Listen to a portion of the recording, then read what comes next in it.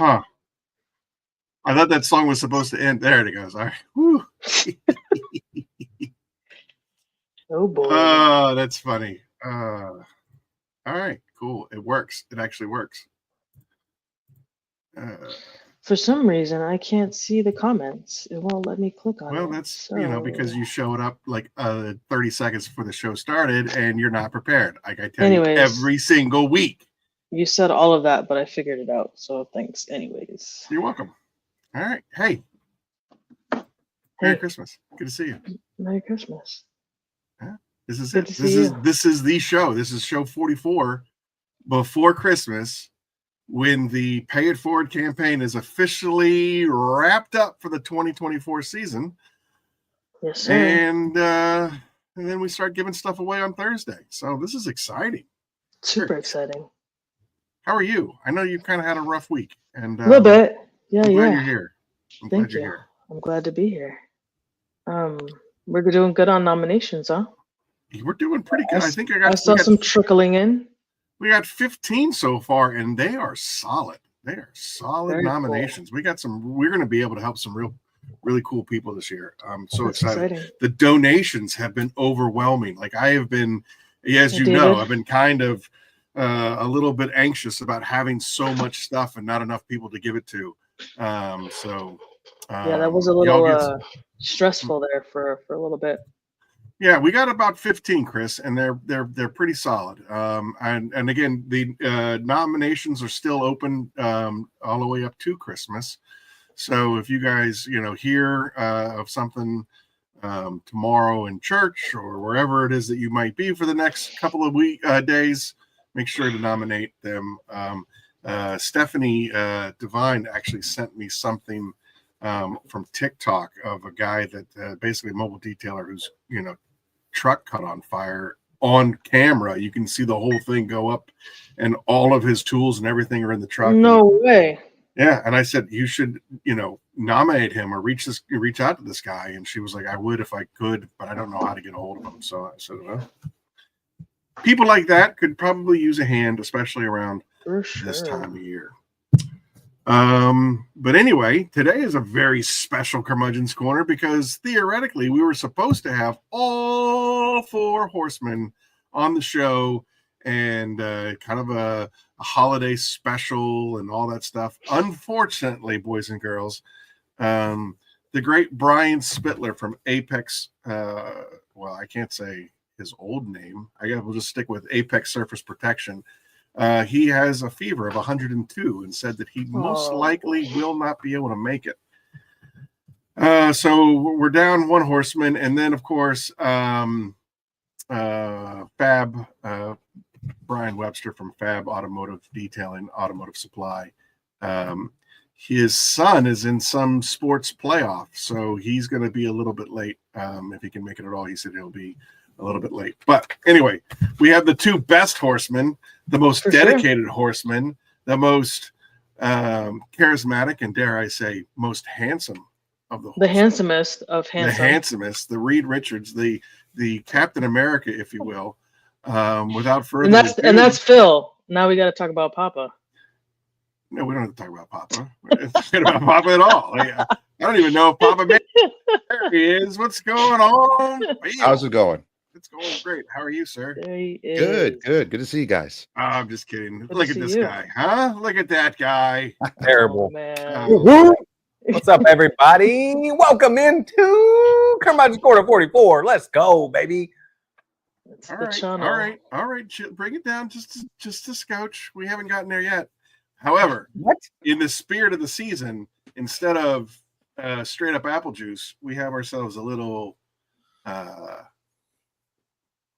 spiced cocoa. That's the best way to put it. Very cool. You know how I know? I'm not even going to say it. Don't say it. Delicious. Not even going to say it. Chingy Bling, what's up? Welcome in. 404. Everybody in the chats, welcome in. We got Wes. We got Franco. Chingy Blingy. Hey, Chingy Blingy, I have you down as winning a $10 gift card, but I don't have any contact information. So, Chingy, you need to reach out to Aaron at phoenixeod.com and let me know what your email address is so that I can get you that gift certificate. I want to have everything wrapped up by the end of the year. Yep. This is not new. I don't know. This was actually a gift, but it looks like a Costco jacket. Looks I don't good even on know what you. a Costco jacket looks like. It's a jacket that he got from Costco. That was purchased at Costco. At Yeah, Costco. but I didn't realize that Costco had a look. I didn't, you know what I mean? I didn't know it had a yeah. look. Trust me, you know you're getting old when you start sporting Costco jeans. And I know if you're wearing Andy 1, you shop at Walmart. Like I get it. But I didn't know that Costco had their own look. Yeah, It's back at dad wear. Kirkland. It's dad wear. Exactly. Dad wear. I'm down with that. And I'm very, very, very proud of that. I don't care. Very good. So you guys have anything special planned for this week? No? Just home holidays? I with was going to family? go four-wheeling, but there's some places around here that are closed during the week, so that's not going to happen. Oh, that sucks. Yeah, it's a perfect weather. When it's nice and cool like this, it's perfect to go riding. What's the weather like in VA today?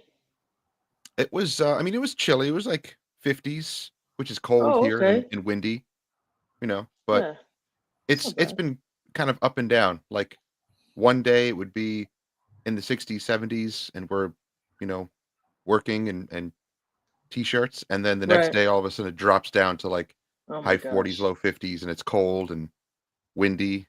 Yeah. It's weird. It's weird right now. Sounds like it. What about you, Eric? Anything special? What are you cooking up this week? What's on the menu? Well, tomorrow, so we have so much going on that we break up our Christmases. So tomorrow we're going to my mother-in-law's to do Christmas there. Monday is just a chill day. We're going to chill. We're going to hang out. We're going to do board games, listen to Christmas music, go to they have a place called Candy Cane Lane here local where it's just like 3 blocks of decked out houses with Christmas lights.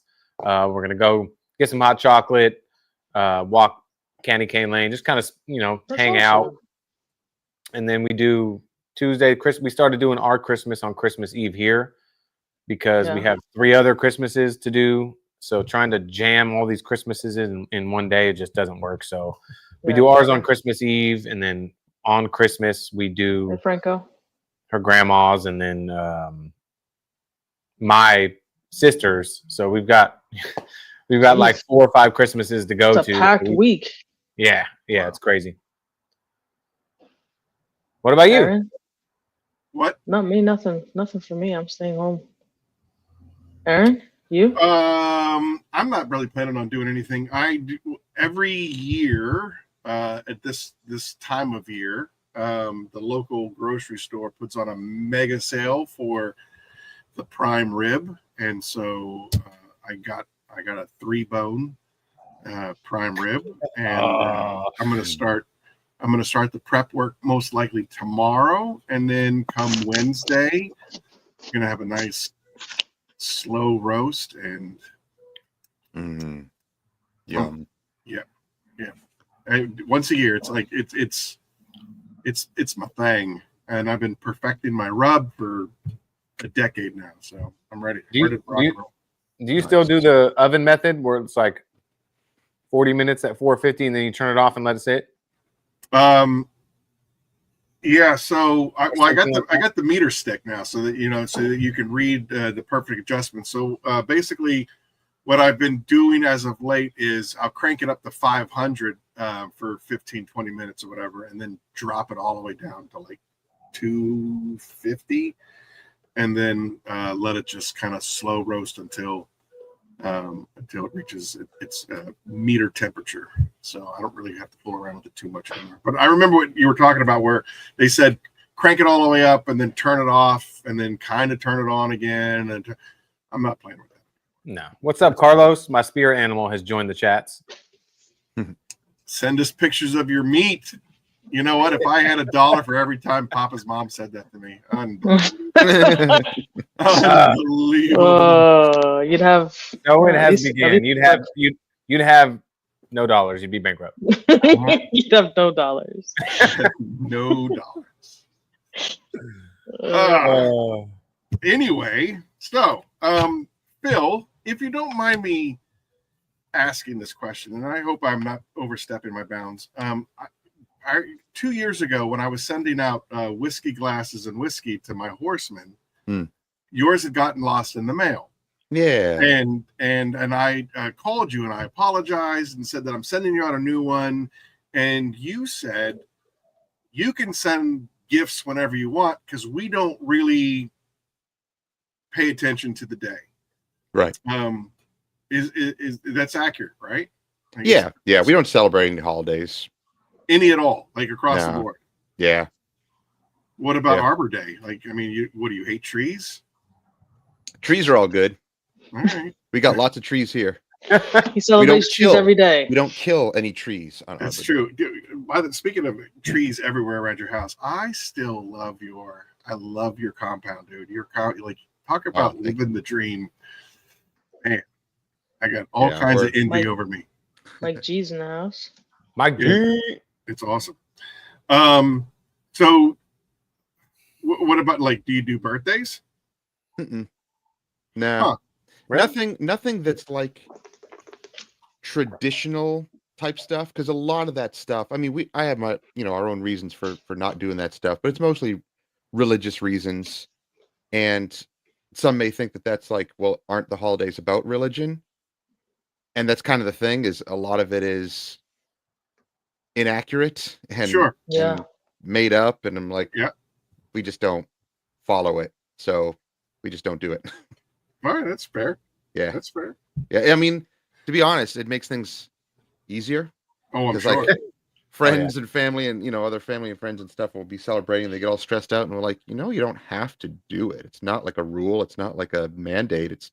I know people do it because they want to get together with their families and everything, and that's cool. But I mean, you can do that without like putting the label of that's holidays on it. I missed Thanksgiving with going home to my parents' house because of a shipment delay. I was expecting raw materials to come in on Friday. They didn't come in until late that Tuesday before Thanksgiving, and so I just kind of scrapped the whole trip. And I called my dad to apologize, and he was like, "Hey, man, it's just a day. Like, let's do it next week or the following week after that." And so we ended up doing like a Thanksgiving Christmas conglomeration thing this past Wednesday. So. I totally understand what you're saying, but I also agree with you that it is, for me, it's for getting together with, my family, because, I'm all the way out in New Jersey and they're on the other side of Pennsylvania. So it's kind of like one of those things where you kind of set that day or the couple of days aside where, I know the business is going to be, you're supposed to answer emails and you're supposed to do this and you're supposed to do that. But if you go, you know what, this is the day that I'm going to spend with my family. It is kind of dog-eared as that. So it's time. It's Phoenix time. Oh boy, Jamie's in the building. Jamie the cleaner. Jamie.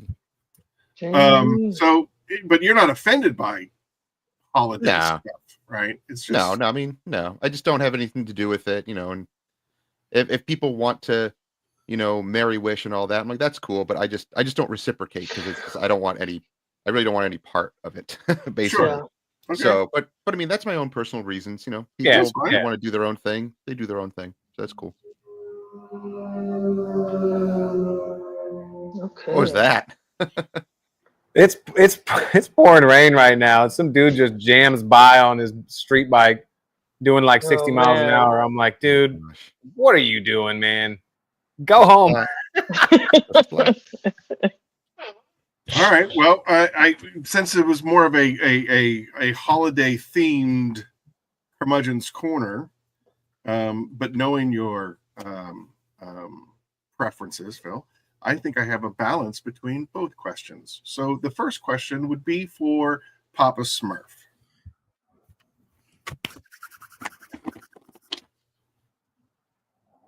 What is your favorite Christmas tradition? What kind of decorations do you put up? And what is some of your favorite Christmas songs?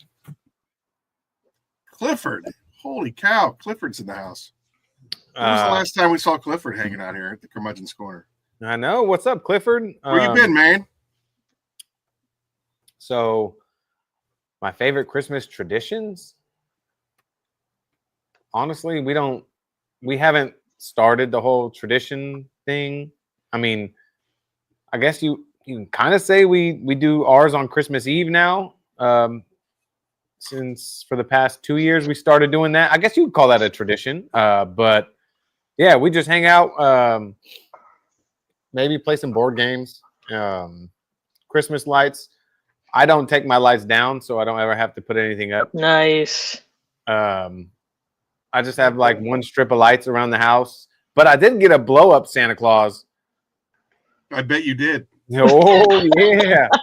I wasn't right gonna on the touch front. it.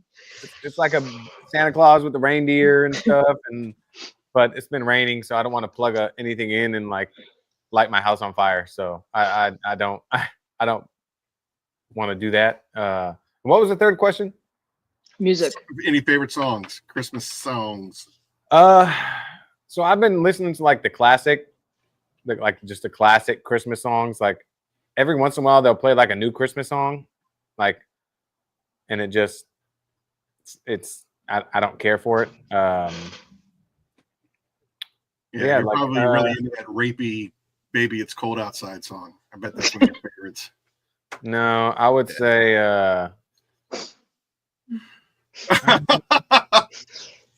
Hawaii Tim, you need to settle down, sir. You're going to get us taken off the air. Oh boy. Oh boy. Only if me and Adrian are spooning. I don't know, just like the classic, Jingle Bell, Jingle Bell, Jingle Bell Rock. Anything from Taylor Swift. I get it. No, I'm yeah, with you. yeah. All right. Okay, Matt, Phil, don't hate. general winter activities. What would be your favorite winter activity? Was that for me? Yeah. Oh, I didn't hear that. So, well, I mean, now we love going like ATVing in the winter. That's always fun. You can do that in the snow and all that stuff.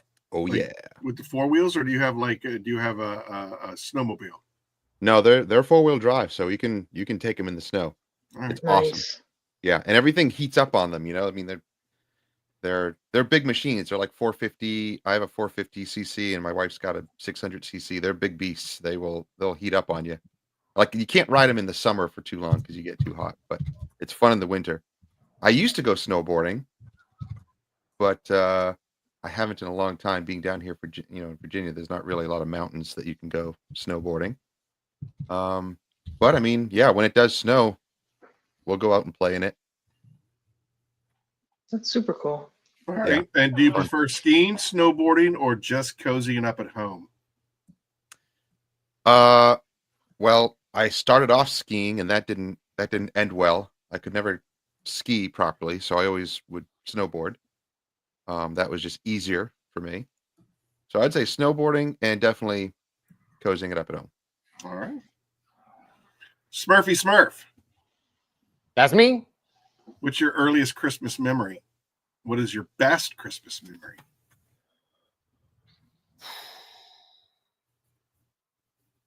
Best Christmas memory. It was a long time ago. We got was it Nintendo? I think it was Nintendo. I want to say it was, what was it called? Silent Hill? No. Silent Siphon filter? No, Siphon filter. I jammed. That was my jam. But this was when I was young, like young, living at my dad's. No, that wouldn't have been Nintendo. It was regular Nintendo, and they had this game where it was kind of like in space, and you had like this cannon you can put on your shoulder, and you'd have to look through this little thing, and you would shoot people through it. That was the dopest thing I've ever got on Christmas. On Nintendo. It was very high tech for that long ago. That and Duck Hunt.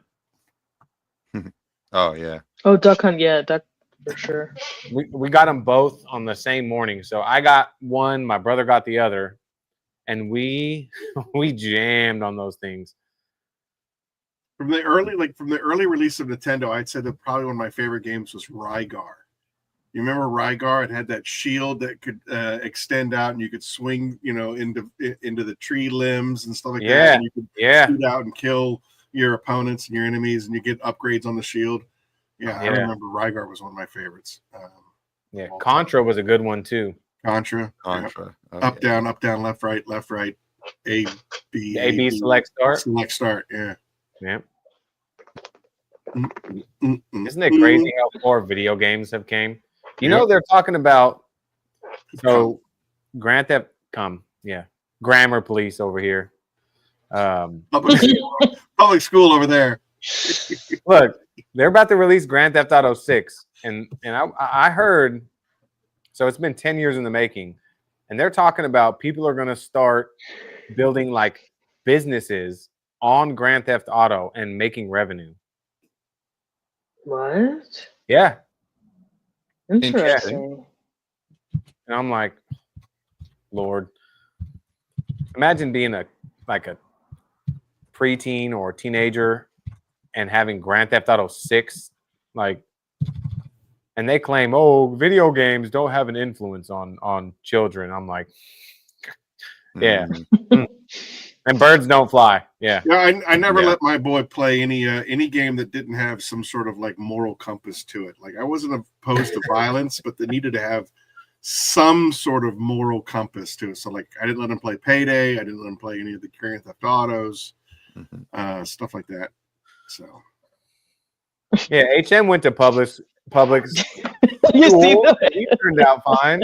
Did he? UOT? Did he? Yeah.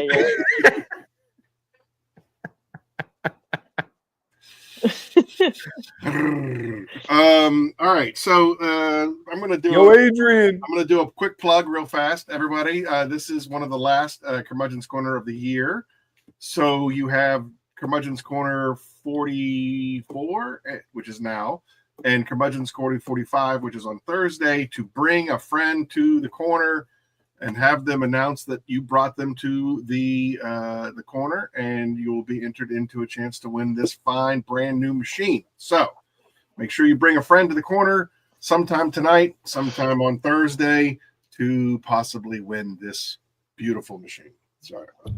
Speaking of the corner, that's where I met your mom. Bing bong, bing bong.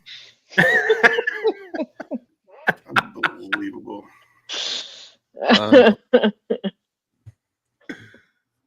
You guys should hear us on the drive-in. You're churlish. You're just being churlish.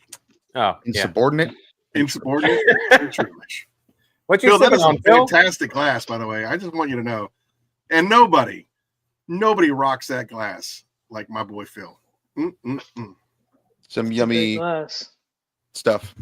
Yeah. Some yummy juice, stuff. Apple juice. Some apple juice. Liquid gold. Liquid gold. Oh, yeah. All right, Phil, ready? What is your most memorable snow day experience? Oh, so when I was a kid, when we were living back in Boston, we had this park that we used to go to as a family, and I called it, or me and my little brother, we called it Castle Park, because it was this huge horseshoe-shaped park that was all built out of like pressure treated wood and stuff, and it was just all sorts of cool little like things that you can go in, like it was built like little buildings and castle parts and stuff like that. So it was like one day that it had snowed the day before, and there was still school the next day, but my parents let us play hooky, and they brought us to that park, and there was like 2 feet of snow everywhere. And we just had the whole park to ourselves. That's awesome. The whole park to ourselves. We just went everywhere in it. It was awesome. That was so much fun. That's great. And I had a bad winter experience once. Uh-oh. Did my camera just go out? No. You're good now, but it did for a little bit. Oh, that was weird. I don't know why I did that. Let me check my Wi-Fi. I'm good. Okay. But a bad winter experience was we would get a lot of ice when we had moved to Vermont. We get a lot of ice and snowstorms up there too. and our whole driveway was a whole sheet of ice. And I remember running out on a weekday to catch the school bus, and I'm running on the driveway, and my little brother's in front of me, and he makes it across the driveway just fine. I whiff really badly. Like I slip, both feet up, head smack the ice, and like, you see stars for a little bit. And I looked up, and my little brother turned around, and he's laughing at me, or like trying not to laugh, but you can tell he's like laughing. And I'm like, shut up! Like I'm all upset at him. But I noticed that he was looking like he would look at me and then kind of look past me at the house. I look back, and my mom is in the window cracking up. Oh, yeah. Yeah, and I'm like in pain, and I had like a headache, and it was horrible. But yeah, so my little brother and my mom laughed at me for slipping on the ice. All right. Jeez. I witnessed when we were in Universal Studios, we were at Mario Land, and we got early access, and it was cold. Like it was cold. I think it was like 40, 45 or 46 degrees in the morning. It was cold. Hey, Steve. And it was the floors were like these tiny little tiles, like tiny tiles, but tons of them. I'm talking, you could run and do the slide and probably slide like 30 feet. And this girl got excited and took off running and did exactly what you just said, Phil. And I felt so bad. She hit the ground so hard. And her friend runs up, and she's just sitting there. And I'm like, I'm in line with my son. He's getting ready to try to get his key on his little Mario band. And I'm like, I look at my daughter, and I'm like, she just ate it. And she turns around and looks, and she's just sitting on the ground. She's crying. And I'm like, I was like, and there's not one sign in sight. I'm like, they need to have some slippery when wet signs out here, because both feet, I'm talking both feet. Oh, man. Oh, it was terrible. Poor thing. Wow. Yeah, I took a header in the Acme parking lot a few years back, and I still have a dent on my knee from that. I just laid there in the parking lot. I didn't even care. That's not what the dent on your knees are from. Either I was going to say it or Tim was going to say it. Tim's been lighting us up in the comments. All right. I believe it is Smurf's term. She was okay, Becca. What's the best Christmas gift you ever received? And what's the worst gift you ever received? Can't even remember what I ate for breakfast. For real. Cheers, Stephen. Boop, boop, boop. The best Christmas gift I've ever received.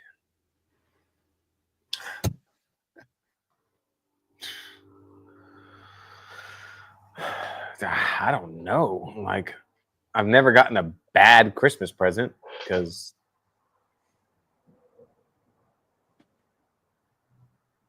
my hamster. Hold on, I'm buffering. Hold on.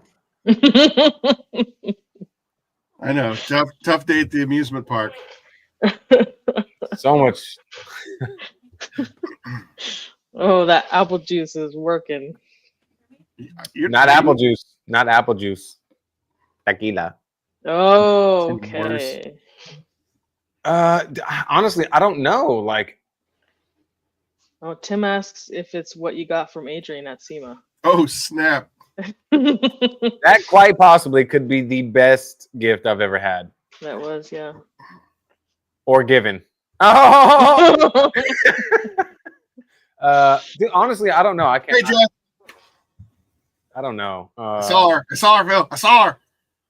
The worst. Yep, I know. She does. I don't think she knows she's on camera. Oh, sorry. Hi, Jess. She's running away now. Aaron, I don't know. I don't. Oh, dude. Getting the Voltron line. Are you kidding me? Oh my goodness. That was my unicorn for the longest time. I ended up getting it at a swap meet and I was living in Irvine, California, so I'm trying to think where the closest swap meet was. But we used to go to the swap meet like once a month, and I remember getting the 5 lions. Oh Not to be mistaken with like the 32 robot spaceships, which kind of sucked. That was a sucky Voltron. But the 5 lines, oh yeah, that's legit. I'm really thinking hard right now. Like I'm thinking back to my.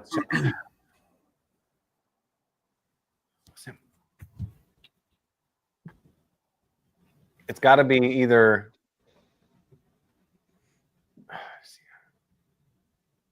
I can't remember back that far, but I do remember. Hey, Ron.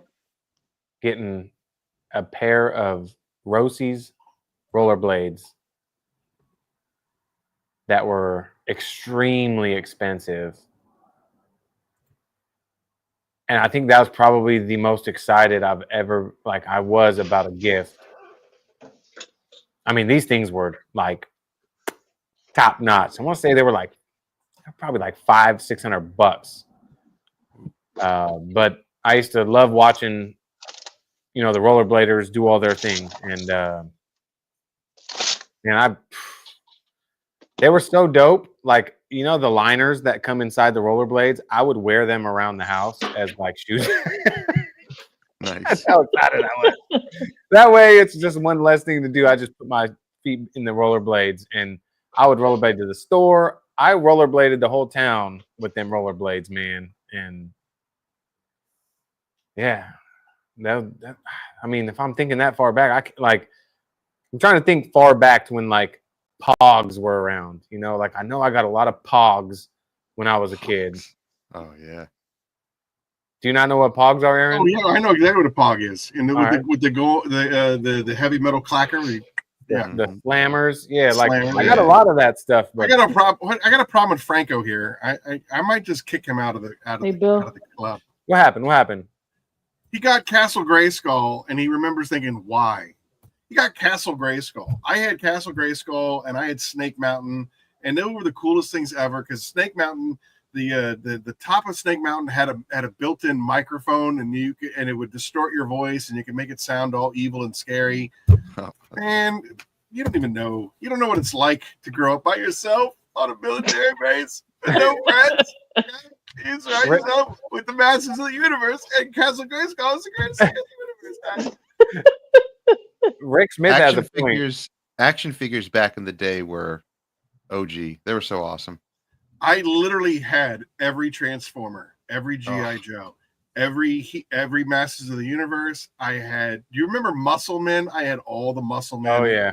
Micro Machines. I'm sure you loved all the Muscle Men, huh, Aaron? Dude, if it was a toy, I was in it. How about do you remember Mask? Oh yeah, like the acronym Mask. I still have them, and I also have the complete series on DVD right over there.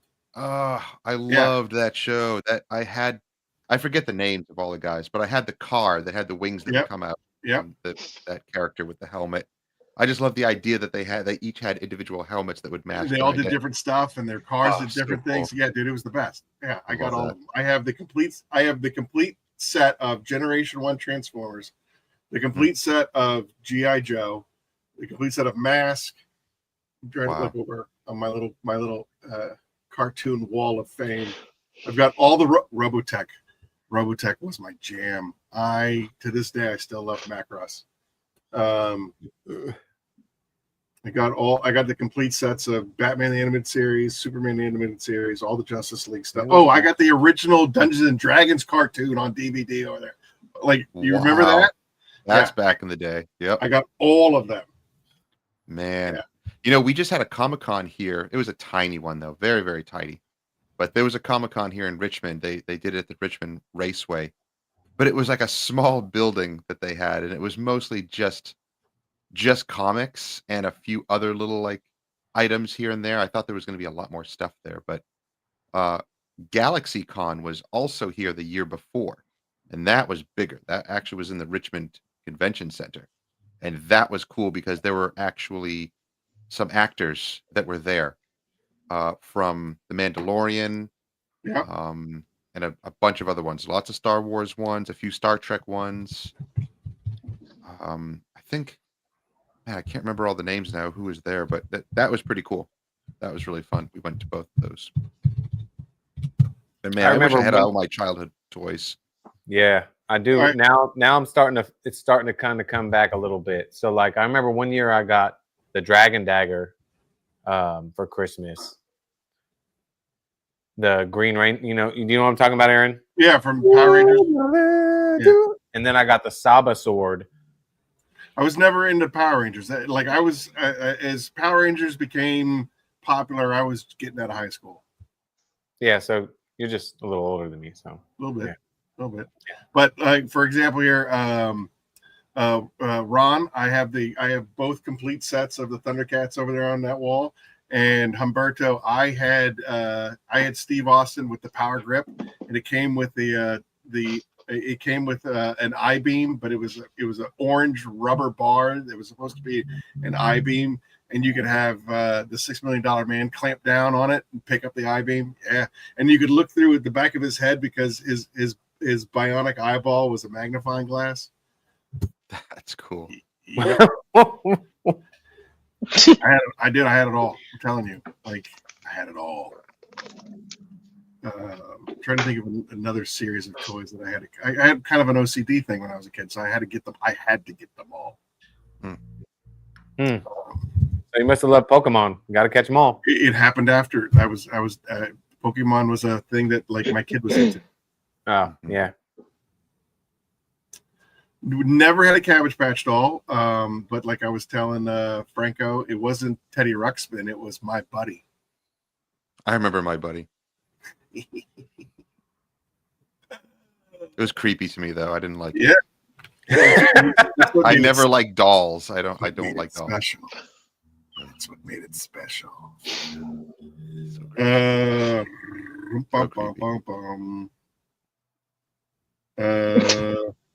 Do what?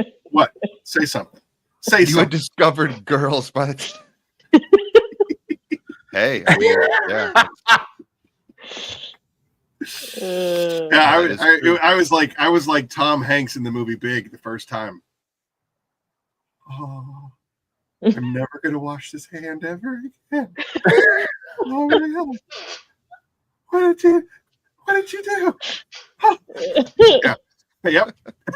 Yep. Never, ever, ever.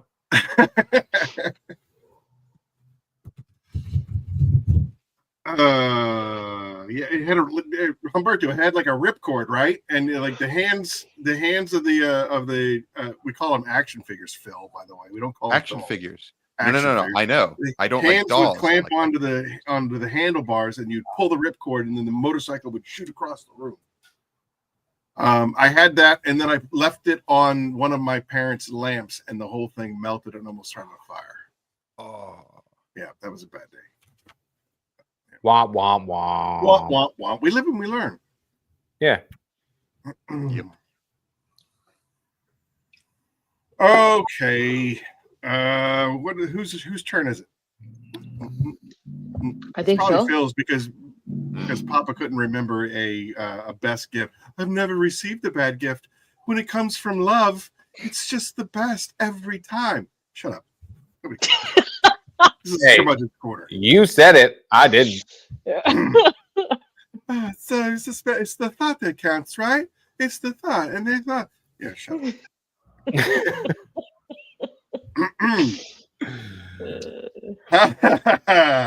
Phil, speaking of detailing, you touched on a little bit backstage when Eric was, probing you for questions when he should have been saving it for the show. But how do you manage working in the cold weather conditions? Now you're completely indoors with your garage, but do you ever have to do any kind of like power? I know that you do power washing and stuff like that outside. I've watched your videos on, right? So does that ever cause a problem for you? Has there ever been? I mean, you're obviously a little bit further south than we are, so I guess you don't really have to worry about too many long-term like freezing periods of time. But does the cold ever cause you any kind of issues or problems? I mean, if it's going to be really, really, really cold, if we're talking like 20s, well, what I would consider cold here, and things freezing on the paint, that's going to be like 20s, 30s, and windy. It doesn't really cause that much of a problem. It might freeze a little bit like in the driveway, but we just wash and decon really quickly. And we have hot water too. So our buckets are all full of hot water. Our pressure washer's got hot water. So everything's heated up. And we just wash and decon quickly and pull it in. Pull it into the garage and shut the door and blast the heat. So Gotcha. It really doesn't cause too many problems. It did when we were mobile. We've had some bad experiences mobile of foaming an entire truck down and all the foam freezes on it. Like Really? Solid. Yep. And we had to wash it all down with hot water. Yeah. I mean, we were already like questioning it. We're like, we probably shouldn't do this, but we talk did it about anyway. dwell time, huh? Yeah. Yeah. It was on there. And we foamed the whole thing up and it all froze. So at least we had like 5 gallon buckets full of hot water that we filled up from the house. And we just had to take our wash mitts and towels and drench the whole thing in water, just to, hot water, just to get all the foam off. And then we told the owner, we're going to come back tomorrow or the next day. We'll come back in March. Yeah. But I think it was only it was the next day that it warmed up to like 50s and 60s. And then we were fine. We just washed it and we were good. So it's just from one day to the next, it changes so quickly. But yeah, we had a few days that when we were mobile, especially, that stuff would freeze on the cars. It was horrible. Oh man, that'd be crazy. Ugh. Yeah, it was terrible. But not anymore. Now it's much easier and much nicer to wash cars. Yeah. Well, but what about you, Smurf? I know that your garage, your garage is attached to the house, but it's not. Is it climate control? It's not climate control. No. It's cold. Like yesterday morning, I got up. It was 32 degrees outside. That's cold for me out here. That is freaking cold. But like, it's not really bad for me because I try to. If I know I'm going to be detailing a car, I'll try to either wash it at night, even though it gets dark now at 5 o'clock. It's still warmer at 5 o'clock at nighttime than it is in the morning time. Because normally I have to wake up and wash the car before the sun comes up. But right now, if I try to do that, I'd probably lose my hands to frostbite. Yep. So I'll sacrifice washing at night. If I open my garage, the garage lights kind of light up the driveway a little bit, and I just turn on my little Next LED tripod light. I can wash a car and get it in the garage. That way I don't have to worry about water when I come in the morning and start on the paint or start on the interior and stuff like that. But that truck I did recently, the black GMC, it's bumper to bumper in my garage. So I was able to get it in and close the garage, but I cannot get to the other side of the truck. So I had to do one side of the truck, and then I had to I had to pull it out with the bed kind of sticking out, and then do the front, and then flip it around and back it in, and then close the garage and do the right side of the truck. It's tough, which is why I don't like doing trucks like that. But you gotta, I guess, take what you can. And that was a pretty big job too. So that pretty much paid for 95% of our trip that we just took. Nice. Real fast to interject here. Chelsea just entered the chat room and talk about a fireball that has really kicked the Pay It Forward campaign into overdrive. I did inventory this past week on all the stuff that was given to us, and Chelsea alone filled almost 2 pages of donations. So it's unbelievable. She donated equipment, chemicals, coatings. This Pay It Forward campaign is going to be like, we changed lives last year, or I'd say, lives plural. We changed lives last year. This year, we're really making an impact. And this whole community, everybody in this chat room basically has has contributed in one way or another. And I mean, the laundry list is just absolutely fire. Let me see if I can. I might be able to bring this up. I'm not sure. Let me see if I can do this. I mean, it's absolutely insane, dude. The amount of donation. I mean, oh yeah. Like I said, we're gonna have plenty for next year. I mean, there's no way we can give away all this stuff. You know what I mean? Like, can you guys see this? Look at this. This is shop supplies. Fab, the House of Rags, a touch of Hutch, Christy Torres, Neil Holohan. This is just shop supplies. More shop supplies. Rick Smith, Tim Pitcher. Richard Seam, attention to detail. These are all the shop supplies that she donated. Nick Fife, all this Adam stuff, and then scroll down. Now we have machines and equipment. Look at it. We got polishers. We have IK foamers. Again, look at attention to detail all down here. It's amazing. Humberto, Richard Seam, Ryan Hansen, our chairman. He'll be on the show on Thursday. And then look at this. These are chemicals, man. Bio bombs, Shine Your Light Detailing, Humberto, more from Christy, Distinctive Details, who's a chemical supplier out of Ohio. Rick Smith, Ryan Mulhern, Fab Automotive Detailing. Again, a touch of Hutch, TJ, Detail It, Doug, who was on our show last week. Kimberly MC in the house. Some more Nick Fife, more Adam stuff. Look at it. Here we go. Chelsea. Look at all that. I mean, that's all Chelsea. Look at this. 2 pages of Chelsea. It's absolutely incredible the amount of stuff that people have just donated and poured out to this community. We have gift cards. We've got training sessions. Another one from Chelsea. We have a virtual detail-wise business training class. It's just incredible. Absolutely incredible the way that this place has come together to take care of each other. I love playing Tetris. Okay.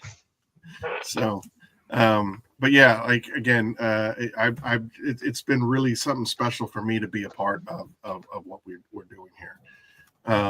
Matter of fact, we read last week, I think, from our grand prize winner, an update. This week, I reached out to our first place winner, if you will indulge me. The Phoenix EOD Pay It Forward campaign. This is from, he calls himself Wheelchair Luke. Luke was our first place winner. He does detail from a wheelchair, which is pretty impressive in and of itself. The Pay It Forward campaign helped me in more ways than just my detailing business. The generosity of those involved and the gifts given not only allowed me to complete more detailing work, but also allowed me to offer more services to my customers. As a result of that, I've been able to stay on top of my finances and be able to do more activities with my children. I was honored when I found out that I was chosen in last year's campaign. I have never had anything like this happen to me, and it was such a blessing. Thank you, all involved, for making this possible. Luke Kosick, Wheelchair Luke. Changing lives, people. You in the chat rooms, you listening on the podcast, we are changing lives. We are in this together, and we are changing lives, and that's truly what we should be. I mean, we're here on this planet for a very small period of time. Let's just leave it a little bit better than the way we found it, in my opinion. Absolutely. Nacho's in the house. Nacho man. What's the temperature like down there in bottom of Texas there, Nacho? Bottom of Texas. Josephine, I believe. Hardest working man in detailing in Josephine, Texas. All right. Okay.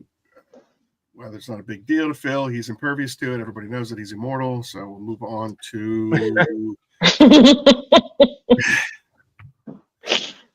Smurf. What's your favorite Christmas movie? Don't say something stupid. Miracle on 34th. Yeah. What's the movie with all the feelings, different colors, feelings? What's it called? Oh, Inside Out. Inside Out. There you go. Inside Out. It's not really a Christmas movie, but it gets me right in the feels. Oh, Eric. Santa Claus with Tim Allen. Santa Claus. That's a good one. All right. The Christmas Chronicles is really good too. Satan Claus. Got it. I'd have to agree with everyone in the chat. Elf and Polar Express are mine. Those are good ones. I like Elf a lot. But have you seen Violent Night? Ah, that's a good one. You know they're making a second one. Are they really? Yeah. Never seen it. Treat Violent yourself. Night is good. Treat yourself to Violent Night, huh? I mean, nothing gets more Christmas. Have you guys seen Red One? Not yet. I think I'm gonna rent it for the TV upstairs on. Dude, on Wednesday. Red One is a good movie. I didn't think I would like it. I was like, you know, when you're like 10 minutes into a movie and you're like, but you're gonna watch it anyways, just to, you know. Yeah. I just hope all the best parts weren't used up in the trailers, like most movies like that are. Yeah, but it's actually a good movie, man. It's a good movie. It got Chelsea's stamp of approval. Yeah, Red One was dope. Oh, Red One is free on Amazon. Oh, yeah. Sweet. Well, that's what we're doing. That's what we're doing on Wednesday. It's pretty funny too. Like, I'm excited. Funny, I'm telling you, Violent Night is just, it's so over the top epic. I mean, you want to see like Santa just get his hate on. There you go. That's the way to watch. The OG curmudgeon. There you go. Santa is the OG curmudgeon. A Christmas Story. Yeah, but it's kind of played out a little bit. It's an original, bro. Of course, I know it's an original, but like when you put it on TMZ, is it TMZ? What is the TMC? When you put it on TMC 24 hours. Yeah, but you have to be more specific then. Like, there's a lot of newer movies that are good, and there's a lot of like classic movies that are good. You know what I mean? Yeah. Violent Night, Elf, Christmas Chronicle, Santa Claus with Tim Allen. That's kind of old, but I don't think it's Becca. This is a family show. Bad Santa. That's a good one. Oh, come on. The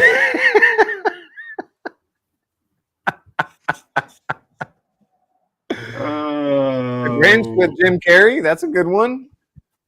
Are you going to say what about National Lampoon's Christmas Vacation? I mean, come on, like that. If you want to talk about iconic, that's an iconic one. True. Die Hard is. Becca, a good one. I agree with you. Die Hard is. They say, oh, well, what's his nuts? The Bruce Willis said that it's not. Well, Bruce Willis also can't remember his name. So. Oh. Right. Oh, too soon. I said it. I said it, and I mean it. The writer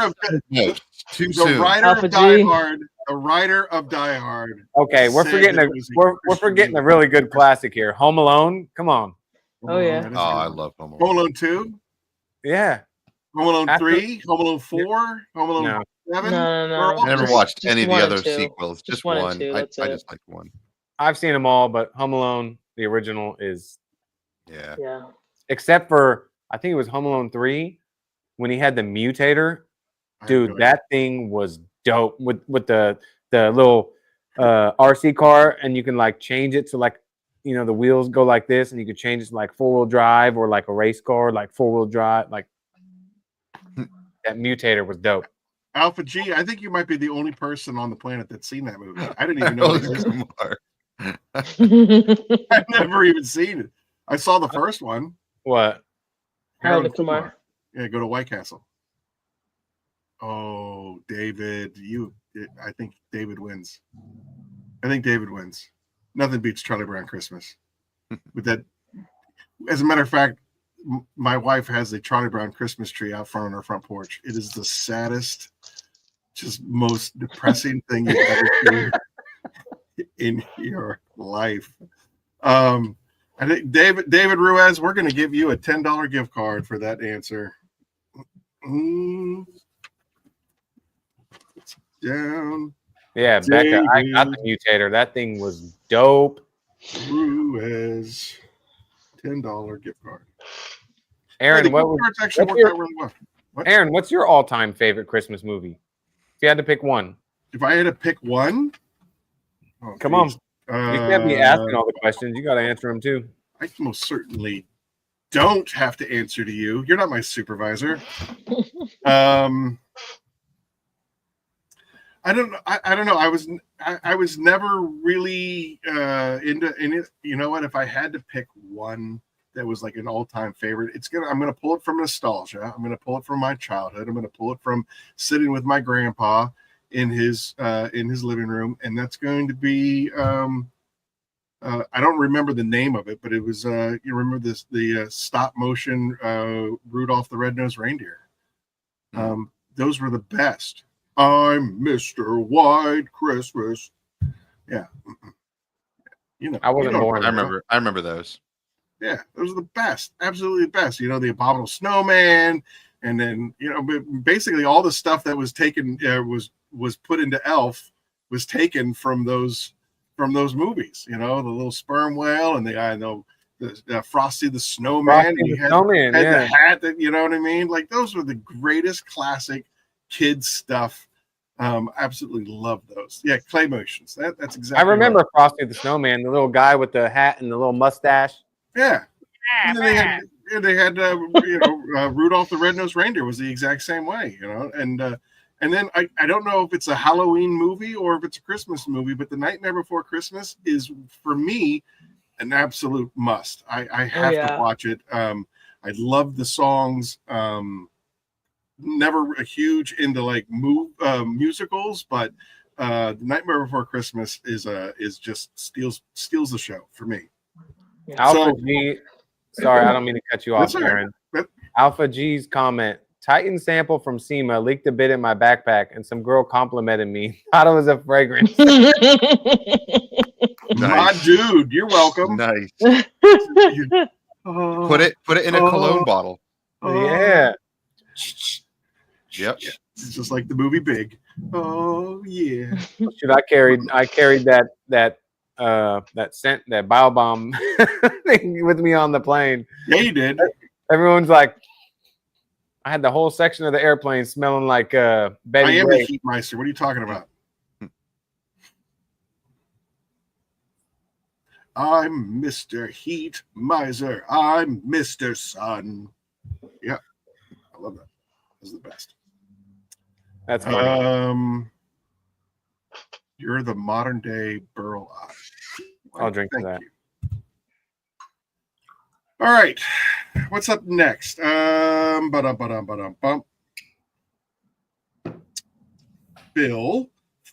That's Groundhog's Day. My bad. I love that movie. You're right. Bill. Bing. Do you know, speaking of which, again, stupid trivia that only someone who has no life would know, that Groundhog's Day is actually a nod to, I want to say, I could be wrong, it's a nod to Buddhism. And they were saying, like, how many days he continued to wake up in Groundhog's Day was the amount of days that Buddhists believe for your soul to be perfected.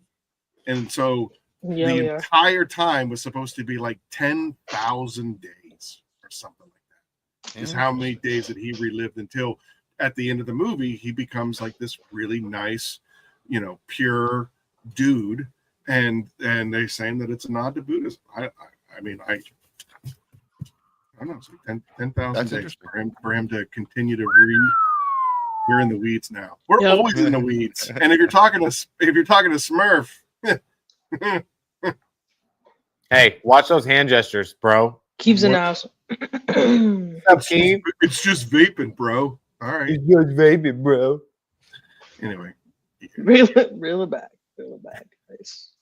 Reel it back. All right. Anyway. Take care, Nacho. Thanks for stopping in, man. Nacho. Some spiked eggnog. Do you guys like eggnog? I've never tried it, but I don't ever want to try it because it just sounds disgusting. Why? I like it. No. It's no different than I haven't had it in years, but I just think of it as like throw up in a glass. That's how I think of it. No, it's not that bad. No, it's I don't know, like a warm milkshake. It's the same consistency. It's that thick, but it's not unpleasant. That's what she said. Smooth move, Eileen. Smooth move. So Phil, the whole non-holiday thing, has that been like your whole life, or at one point did it just become so from the right out of the gate they were like no holiday? Yeah, I was pretty much raised that way. Oh, that's cool. Yeah.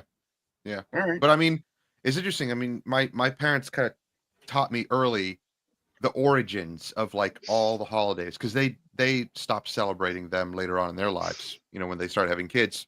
But they learned about them and they stopped celebrating them just because they learned about all the origins of them, and they're like, nah, we're not going to do that. So, okay. But the interesting thing was, going through school was that they had taught me, like, you don't just let the cat out of the bag type of thing when you're talking to kids at school, because some kids are going to believe in Santa, they're going to believe in the holidays, they're going to believe in the Easter Bunny and all this stuff, and I'm like, I know that's fake, like I know that's not real, and I'm like 5-6 years old, and I already know. So they're like, don't tell kids that, right? Like, don't tell anybody that, which I thought, in hindsight, I'm like, yeah, you don't want to be arguing with some kids like, no, it's not real, like, no, it's not.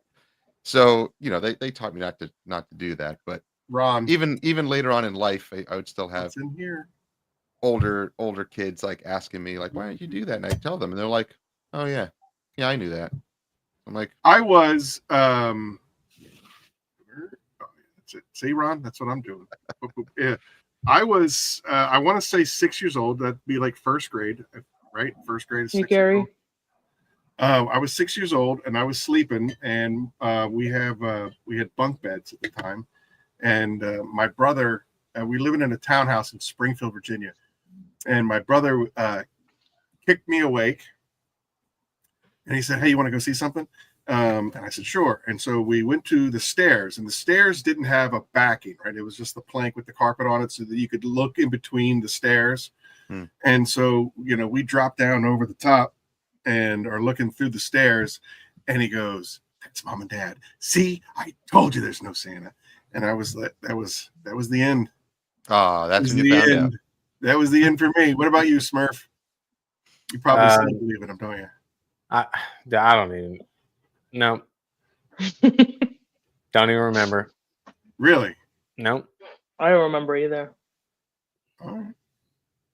Yeah. Well, you apparently. My daughter. Siblings. My daughter found out in 4th grade from kids at school. And blew that. So now I'm like, my son's 6, so we got another couple years, because we're doing Elf on the Shelf right now, and it's hilarious. Like the other day I did one. I put all his cars out, all his Lambos and everything like that, and I took my Canon and I put him set up with my Canon, and I like took selfies with him on my camera and everything, and like put him in front of the cars and did like a photo shoot. And it came out, and every single one of his Hot Wheels were out with his big Lambos and everything like that. And he thought it was hilarious. And then when I picked up, I got the camera and I showed him the selfies with, and he lost his mind. He was like, I was like, I don't know, dude. I don't know. So I'm gonna miss that. I'm gonna miss that. Making Christmas. Somebody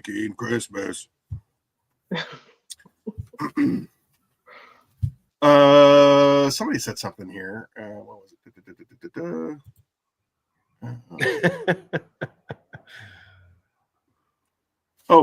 Scrooged. That's also another with Bill Murray. That's a good one. Yeah, that is a good one. Oh yeah, that is a good one. That is a good one. All right.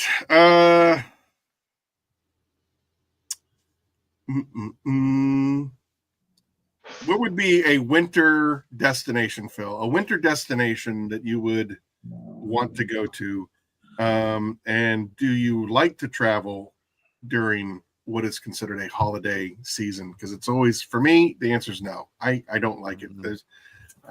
If I can stay away from people, it's probably better for everybody involved. Same. Yeah, usually during these times, we're not going to go traveling anywhere anyway. But as far as destination, winter destination, probably Bahamas. Okay. I would think, like, from what I understand, a lot of the European countries really, really go all out for like Christmas, and regardless if you're, if you're into holidays or not, I think there would be some of the bigger cities I would love to see decorated. I would love to see all of just how festive they could, how and I'm not versed enough because I've never really considered traveling on the holidays, but I wouldn't mind if there was one that like was way over the top. I wouldn't mind traveling to see that. Like here in Richmond, at least they will decorate the cities, like the city buildings, and they outline them in lights, which is actually kind of cool. Like I actually like seeing that. They'll because it's all bank buildings downtown. And big hotels and stuff. So they'll actually they'll outline all of the city buildings, or most of them at least, with lights. And it's just white lights. It just kind of looks cool. So it kind of, you have the backdrop of the city all lit up like that. That does look pretty cool. That is pretty cool. Yeah. Don't they do it pretty big out in Russia, Moscow or something? They do like a big thing for Christmas. As long as you have their vodka. Correct. I'm about that Bahama life, Phil. I'm a tropical people and can only handle the cold in small doses. Yeah, well, Humberto was earlier saying, he was like, oh, it's cold when it's 75 degrees. You know what? Yeah. Nobody likes to brag with Humberto. Nobody likes to brag. I'd like to go to Alaska for sure. Oh, yeah. My sister went and said it was just gorgeous. I mean, it was just... Alaska? I would love to go there too. Yeah. She said it was beautiful, just absolutely beautiful. That's where it's wild Mr. out there. Serranos is right now. Like it's all wild. Yeah, he was in like negative 12 degrees out in his chonies barbecuing steak. Nice. I told you, it's my spirit animal. He probably had like 84 Jaeger bombs. Went outside and was like crystals in his hair. His eyebrows were frozen. He's like, it's not even cold, bro. I'll do an interior detail right now. Morrow, Alaska. Yeah. Oh gosh. Wow. Yeah, have fun with that. Enjoy. Forget it. Nope. That's where Carlos is. I'm out. We've had those temperatures in Vermont when I was growing up. I remember those temperatures. Waking up in the morning, 12 below. Oh, everything. I couldn't even imagine. Like, 33, I walk out and I am freezing. Oh, I know. I hear about it every morning. You cry about the temperature being, it's 45. You know what? That's after you get done crying that I'm 2 minutes late calling you because I ruined your whole morning. Yeah. Yeah, I'm on a 3-hour delay, bro. I've been waiting for you for 3 hours to call me. And then when you don't, lies. I get nutty. You're right. I get literally right. If I do not, Eileen, I'm not joking. If I don't call him, like when it hits 7:30, like if I'm running a little bit late, I'm just waiting. I'm waiting for that text message. I mean, he'll blow me up. Oh, you're just not gonna go to work today, huh? Loser. Huh? What? Let me guess. I ate too much food, and you just don't feel good today. He does a great impression of you, Aaron. It's a what? He does a great impression of you. Yeah, he's spot on. It's 100% how I react every morning. Exactly. 100%. Oh, I'm so tired. I had to take the kids to school today. Oh. Yeah, and guess what? 90% of the time, I'm right. You're like, I ate like crazy over the weekend, and I just didn't feel like getting to work, and everybody was sleeping still, so I was just like, screw it, I'm gonna keep sleeping myself too. You know how hard it is to get out of bed when everyone else is sleeping? Don't care. Get up, go to work. Where'd you go today? Worked. The basement? Yeah. If I could work in my basement, I would. Okay, that's fair. I don't have a lift down here, so you can't. I know. Talk about reeling it in, Becca.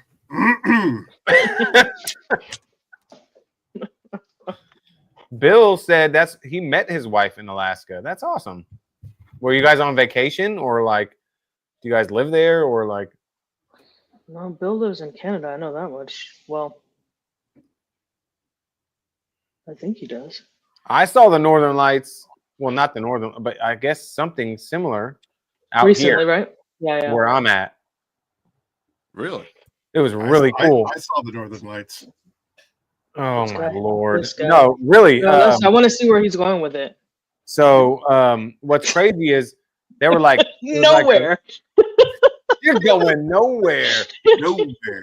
So where are you going? I got woken up. No, I got woken up by my daughter. It was like 1 o'clock in the morning because they were saying if you go out and you take a picture, but you have to take a picture with the night vision, the night mode on your camera, you'll be able to see. You'll be able to see it. And, yeah, I remember that. And I'm telling you, I will find the pictures. It's called smog. Smog. According to Chris Ev, it's called smog. Terrible. You guys are terrible. Really, Keith? Really? Really? By the way, so speaking of Keith and what did he win? Let's talk about it. Let's talk about it. The funny thing is usually I am so preoccupied with the Curmudgeon'S Corner and doing all this stuff here that I don't really pay attention to a whole lot of other podcasts. But now that I have that social media person doing stuff for me, I now have a little bit more free time. So instead of doing social media posts and reposts and all that stuff, I have Maddie doing it for me. Paying attention to other people's podcasts and whatnot. And this gentleman is raking it in all across the internet. It's not just here. Did you think he was just winning on yours? I was special. No, I mean, he's cleaning house in every podcast. And it's just like, man, other people would like to win, Keith. I mean, seriously, you're like the kid that knows everything in class and is always like, I know the answer. I know the answer. Pick me, teacher. I know the answer. Everybody needs a chance to win, Keith. It's called sharing. Sharing is caring, Keith. Sharing is caring, Keith. Did you get a banner? Mackenzie, yes, you got a banner. Come on, Mackenzie. God, we're not going to talk about it, though, because I almost got fired for it. So let's not bring that one up again. Almost got fired. I don't have the shares. That's right. Keith gives it away. He shares it. That's true. That's true. He does. Yeah, he does. Oh man, I just came across our Louisville pictures. That's true. Bill, how much time do we have with you tonight? I can oh wow, 29, 15. Yeah. I can go to like 9:30. I can go to 9:30. You gotta bounce. I get it. It's the thing is about these the paid forward shows, originally they were only supposed to be like an hour. Because we do 4 of them between Thanksgiving and Christmas. Just trying to build the hype. So obviously, having you guys come on was really, really special, and I really appreciate you guys doing that. And again, right before all this hubbub of what's going on in the world today, your time is valuable, and I want I appreciate it, and I appreciate you helping get the word out and sharing what we're trying to do here in your circles. So I do want to be respectful of your time, and more importantly, I want to be respectful of Jess's time because she is loaning you to us for whatever time that we have. She's watching her shows. Yeah, she's good. What is she watching? What are we watching these days, Phil? She started this new show, like this new British show. I can't remember what it is, but she loves to watch like Poldark and reruns of Downton Abbey and Call the Midwife, all those British shows. Okay, sure. Oh, another really good one that we actually watched together and even read the audiobooks or listened to the audiobooks. All Creatures Great and Small. Really, really good series. Yeah. I think my wife's been watching Silo on Apple. We want to start watching that. I just don't know how dark it is. Like we don't like dark It's stuff. not But dark. It's okay, not good. dark. It's All right. very it's not dark at all. Okay. But it is very I guess for lack of a better word, clandestine. There's a lot of what is going on. Nobody know, you know what I mean? It's well done. It's well done. I haven't given it as much attention as she has.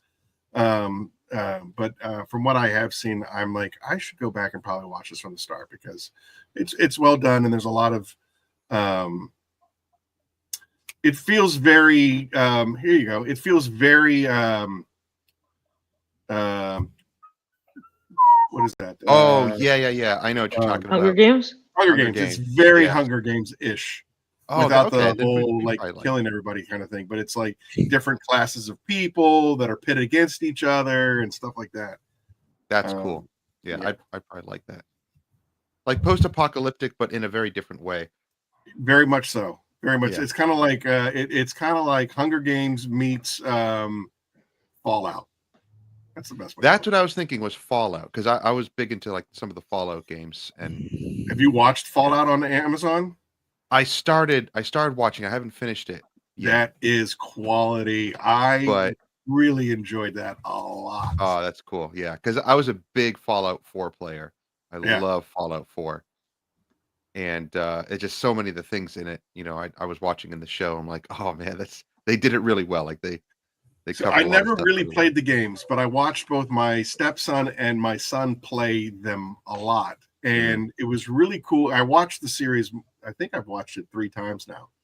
The first time I watched it with Lou, who's like 24-ish.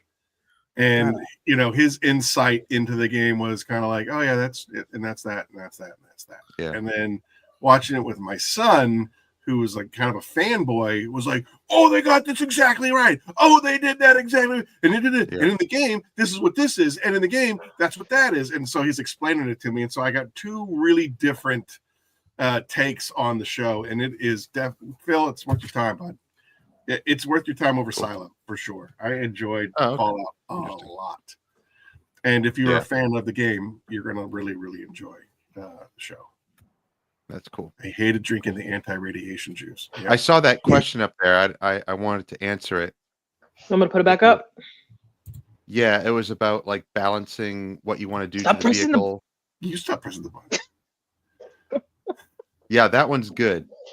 That one's good because that's always like not a controversy, but like a thing that a lot of detailers can't determine. Like it's difficult to determine balancing what needs to be done to the customer's car versus what they want and what they're paying for. Yeah, it's like you have to come to terms with certain things that you can't do. Usually with that, it comes down to like polishing. Like you see swirls, scratches, things like that, and you're like, oh, I want to dig those out, but I'm not going to do that if the customer isn't paying for it. So yeah, it's funny that Chingy asked this question because I use you as an example in a lot of my podcasts where we've asked that question to a lot of the detailers that come on the show. And I when you did the very first review on the Glossum Wax, you were doing the review on a Glossum Wax, and you had made mention, and that's why I use that episode or your video as an example. You said, I had a conversation with the customer about this. They did not want it done. So as much as I want to go after it, I'm just not going to because they didn't want it done and they didn't want to pay for it. But we had the conversation. And that's why I always tell everybody, just like Phil, it is important to have the conversation up front with your customer. Because, like Nacho Man, sorry that he had to leave, but Nacho Man, he's kind of like, well, this is my name going on this billboard, and I want it to be absolutely perfection. So I might go above and beyond because I don't want my name on something that doesn't look absolutely perfect. I mean, that is a take. But again, time is money, especially when it comes to detailers. So yeah. And there's a balance. Like I'll sometimes do some stuff for customers, but it all depends on like the time, how much time that I have, in the day. And certain things that we discuss with the customer. And, I might throw in a little bit of polishing or something, but that's up to each detailer's discretion, to kind of do and how much time they have. But it's not like I'm going to do a full paint correction on someone's car and waste up all that time. And yeah, they'll be happy. They're like, oh, great. And then they pay you, the full detail price instead of the paint correction price. And you're like, then I feel defeated. So I found it, guys. This is looking over towards the sky in the back of my house. Where do you live, Eric? What area of California? Like Bay Area, close to Sacramento. That's awesome. Yeah, that's like looking over the back of my house towards the sky. Nice. Wow. It was really freaking cool, like extremely cool. And it was only that for like that night. And man, it was dope. I imagine it'd be a lot better in Alaska, but I know we're over that subject, but I've been searching through my Google Photos. I was like, I know I have pictures of this. Hey, Tim, that was a good question. I actually have a cool experience. I wish I had it on film. I wish I filmed it, but we washed our own car the other day because it was just so gross. And I had all this like road junk on the side of our car. And we actually were using Pan's, his new sealant, his ceramic sealant. I didn't dry apply it. I just applied it and rinsed it on our vehicle because we already have some sealants on it. And it made everything beat up really nicely. Oh, wow. Sorry, guys. But the sides were really dirty, with just little spots of road junk. And I used, because I've been using the Jimbo Super Soaper, which I really do like. It's really good. And I'm like, let's soak down the whole vehicle with it and then just rinse it off with DI water and don't even dry it. Let's see what happens. And it cleaned off a lot, but it didn't get that side skirt, the side doors. So I took my Super Clean, diluted 10-1 in my IK foamer, and doused all the sides and a little bit of the back with it and let that dwell for like 30 seconds. And that just took everything off. Like it took all the dirt and junk off. And then I just sprayed again Pan's sealant and just sprayed it on and rinsed it off again and brought all the beading back. So yeah, we still use Super Clean. It's awesome in the IK foamer. I'm enjoying Pan's sealant. Yeah, it's good. I'm testing it like as we speak on my car, and it's good. I didn't have luck with it on the GMC I did, so it was really cold out, and I topped it with Pan spray sealant on the black paint, and I just couldn't, like, it just wasn't buffing off. I had to go through like multiple towels. See, the first time I used it, 0 issues. But I think when it gets really cold, I think that might have been the issue because I didn't have 0 issues using it on my other car. But what really gets me is how slick it stays. Like over the course of like 5 days, you'll get slickness, but it's been a couple weeks now and it's still slick. Like when you grab the door handle, it still feels slick. And it's been raining crazy here. I haven't washed it since, but so far I'm impressed. Yeah, it's good stuff. I'm like that. Phil, Ralda spoke volumes about you, Phil. He gave the ultimate respect regarding your guidance and wisdom in his career. As a non-pro, I'd love to echo that sentiment. Your vids are priceless to me. Thanks, man. Thank you. Yeah, I was watching him on Chelsea's podcast on the Thor channel, talking about his beginning. Man, you got to hear his story if you don't know it. Tony's story is awesome. Like, it's a true success story, from hitting rock bottom, or starting from rock bottom and climbing out of it. It's awesome. And that's on the Thor channel, and Chelsea did that podcast. I love to see that, man. I love to hear about that too, man. Like, yeah, it was amazing. Well, I think anybody that's a friend of this show knows that that was one of the reasons why I wanted to work with you four horsemen right out of the gate. Is all four of you guys share that. I want to share the knowledge with the community mentality, as opposed to, this is my craft, I've been perfecting it, these are my secrets, I'm not going to tell you how to do this, I'm not going to show you how to do that. All four of you guys wanted to help. You guys want to help the community. You wanted to help me. There was like just a real sense of taking care of one another, and I love the fact that so many people have been able to, get that from you and feel that from you, and that you that both of you share your knowledge so freely and so openly, that you just really want everybody to succeed. And I think that's really, it's a beautiful thing from both of you guys. I appreciate that. All right, so Phil, you got 5 more minutes. Mackenzie asked a question, and I hope that you don't mind, but Phil, can you walk us through your typical process before polishing the decon wash? Oh yeah, that's a good one. Well, really, if you catch, so I've been doing a lot of like morning live videos on YouTube. I find them easier to just put out like that in the morning while we're washing cars, washing and doing our prep in the morning.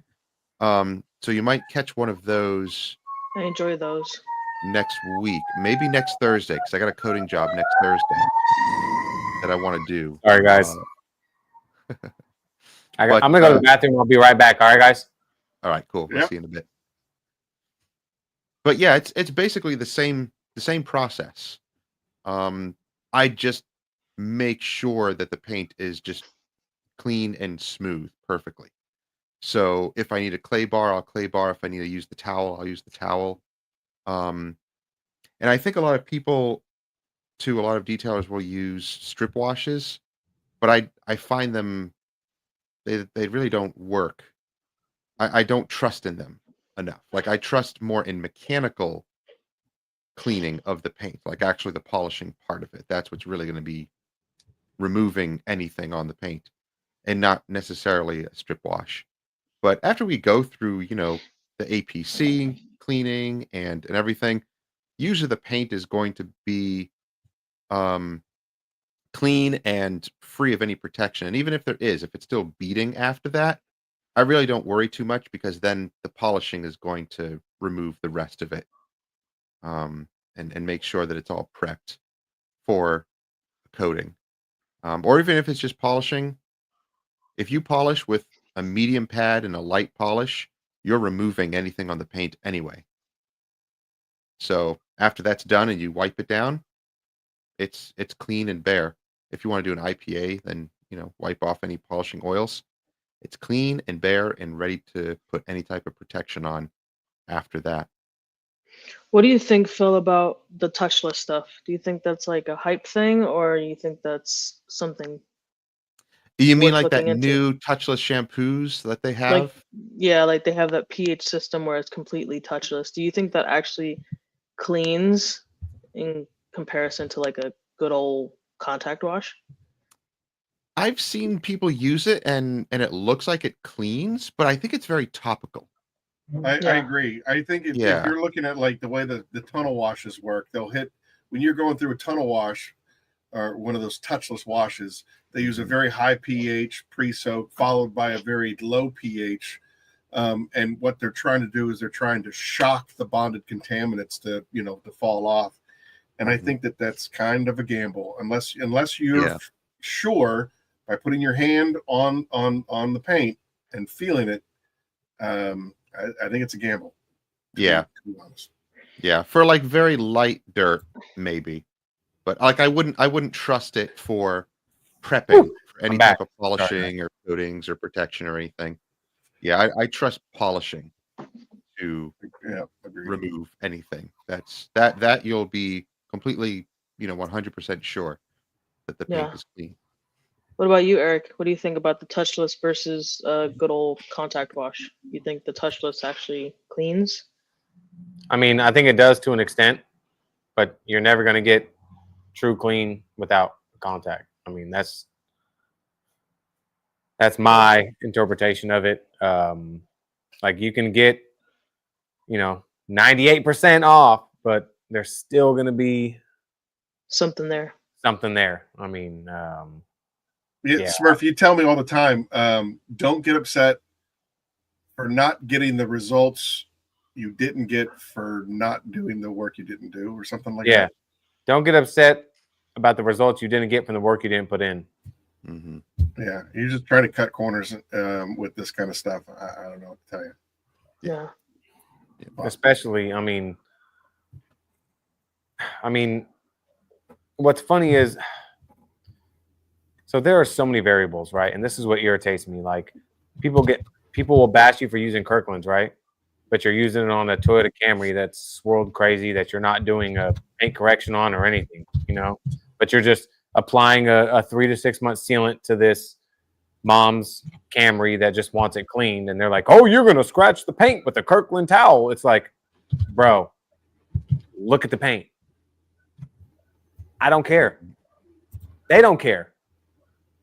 Yes, you can try to judge me because I'm not using a quality towel. Like, look, I have quality towels. I have quality towels. Don't. Just let it go. Just read the next one. What? Skip right over it.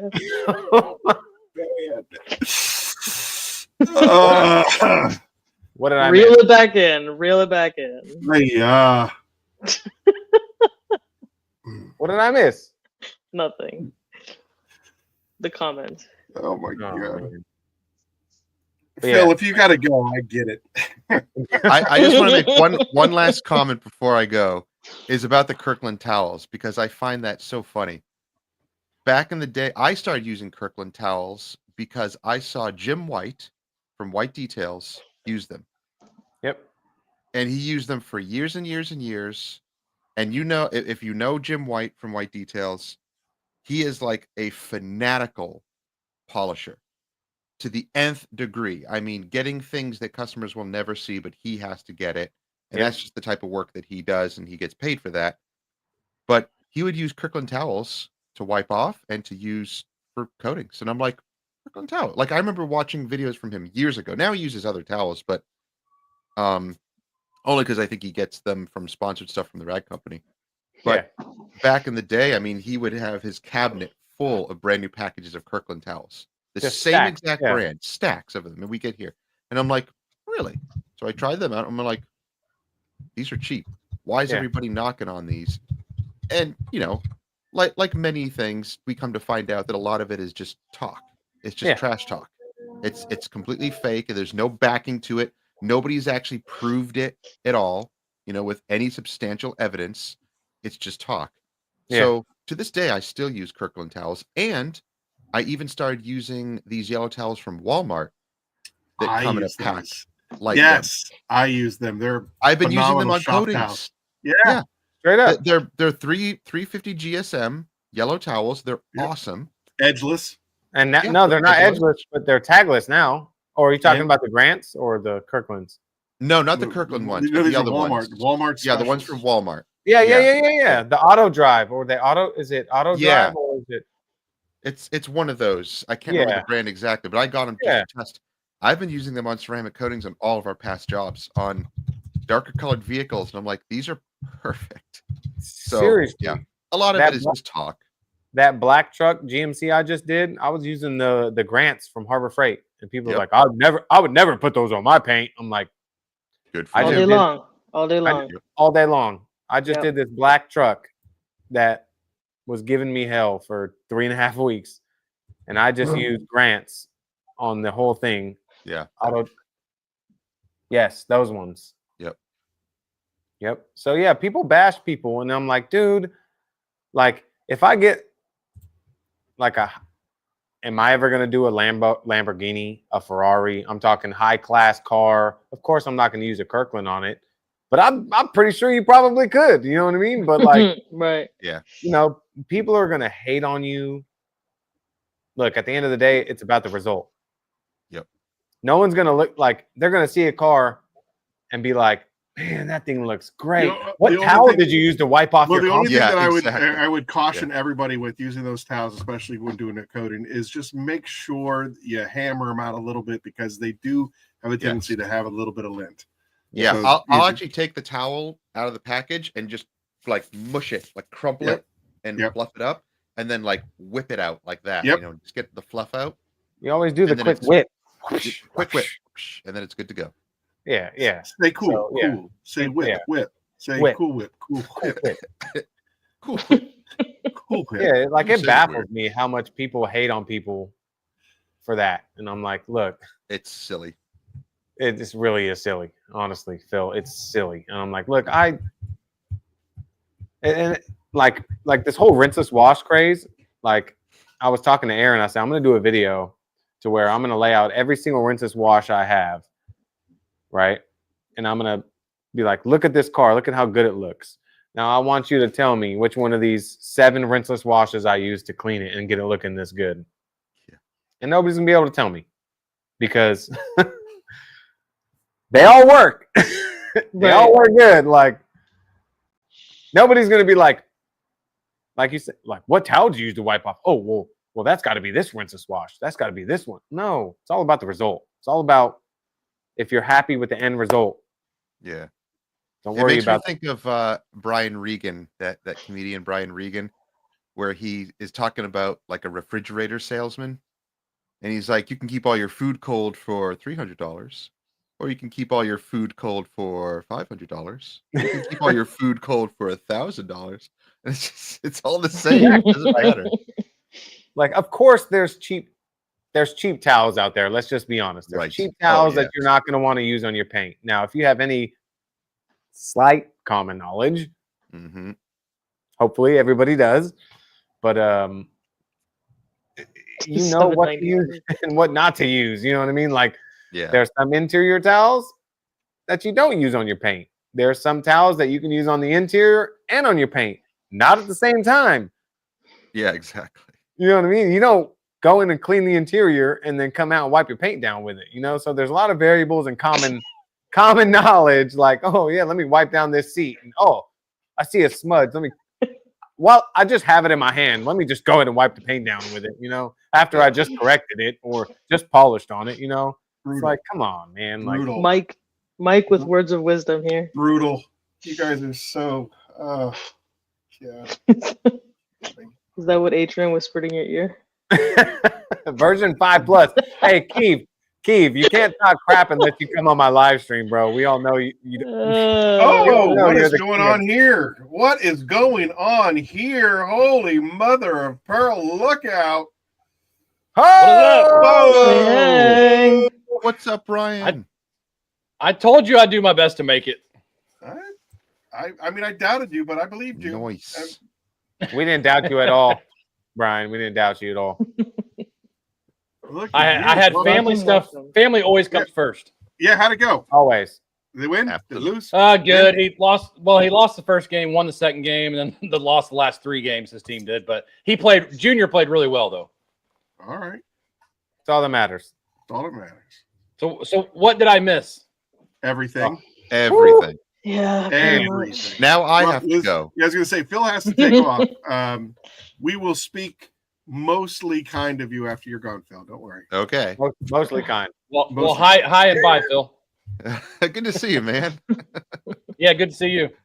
Yeah. The real horseman has arrived. Thanks, Keith. Phil actually gave us an extra 8 minutes, so appreciate you, dude. I appreciate the whole thing. Thanks for coming out. Yeah. Thanks Yeah, for man. spreading the Thank you, word. guys. Thanks for being a part of my Phoenix family for sure. You Hey, know, man. Thanks for Appreciate having you, me. Phil. part of the brotherhood. Yeah, definitely. You guys have a good night, and we will catch you later. Sounds Okay. good, Yep, Phil. see you, Phil. Appreciate it. See ya. What's up, brother? Here he is. All right. Hold on, wait. Horseman Where's the number cherry 3. Pepsi? I know you got a cherry Pepsi right Where next is to it? you. Where is it? Ah! I knew it. I knew it. I thought you were. I thought you weren't allowed There to it drink. is. I thought April put you on a short leash drinking that. Well, I don't drink as much as I used to, but I still have to drink it. And there's no way I can come on your live and not have a cherry Pepsi. And not be Yep, no way. disrespectul. No, I get it. Yeah, I appreciate it. Because this is way too late for me to have caffeine, but I'm doing it anyway. So Damn the torpedoes. We're doing it anyway. We're doing it anyways. Get to the car, Cole. Get to the car. Yeah, Mike from Cars with Keeve is correct. I did bring a cooler of cherry Pepsi every single day. Because they don't make in they don't Omaha. make cherry Pepsi in Omaha. You gotta bring it with you. I make sure I have. Actually, Mrs. Fab makes degrees. sure I have it. All right, I misspoke. I'm sorry, Mrs. Fab. I'm sorry. Yeah, she always Listen, makes sure I'm. You came in at the cherry end Pepsi. of this spiced cocoa. So what you She get? didn't put him on a short leash. He lives on the short leash, guys. Oh. Oh. Look, I'm telling you, Not true at double all. eye roll. Double eye roll means Fab sleeping in the garage and eating Adidas for dinner. If I get a double eye roll, I know what's going on. Oof, man. Like I already got my spot set Oh, up we right got here. another one. All right, enthusiast. Well done, sir. Well done. All right, so for those that don't know what we're talking about, anybody that comes to the show and says, "Hey, so and so brought me to the show," the person that brought them gets entered into a giveaway for this thing. So what just happened here is enthusiast brought this person to our show. And so now enthusiast gets entered into winning this machine. Brand new M21 Pro, donated by our chairman of the Pay It Forward campaign, Ryan Hansen himself, to help promote the show, to help get the word out about the Pay It Forward campaign. Adrian, that is not true. You're now both disqualified. Becca, Hey. you're disqualified. Franco's Franco's disqualified. They're all disqualified. Cheating. Ain't no place for cheating around here. cheaters never prosper. So I want to talk about something real quick because Fab dropped a awesome video about the Harbor Freight polishing pads today. And they look like they are stellar. I mean, honestly, was $10 for a 2-pack, right? So $5 a pad. It's $9.99 for a 2-pack of microfiber. But if you buy foam, the foam's $9.99, which is really weird because foam is typically cheaper than microfiber. Yeah, that doesn't so make sense. Foam only comes as a single pack for the same price. So I thought that was really strange. Interesting. Did you get a chance to use the foam pad? No, I didn't buy any of the foam pads because when I'm cutting, I like using microfiber more than anything. So that's why I bought the microfiber. And I needed microfiber pads. I have tons of foam pads that you saw in my video. So I just bought the microfibers. Man, they worked really good. I cleaned them up. They cleaned up nicely. So I'm happy with them. That looked pretty smooth. I mean, that's huge for Harbor Freight. I mean, think about it. You're in a pinch. Yeah. You're in a pinch. You need a pad. Go to Harbor Freight. I actually have. I don't know if maybe I got some bad Lake Country pads, but I had some Lake Country microfiber pads that they vibrated every machine I put them on. I mean, I would just sit there and shake and shake and shake. So I was really I was worried about those Harbor Freight pads doing that. They didn't do it at all. They were super smooth. Looked pretty smooth too. Yeah, and honestly, that was like 85% defect removal right there. Like that was pretty easily impressive. Yeah, easily. I'm like I said, I'm very happy with them. I want to try the foam eventually. When I need some pads, maybe I'll buy some from them. But I sell my own pads, so I probably won't ever buy their foam pads. But I don't sell any microfiber.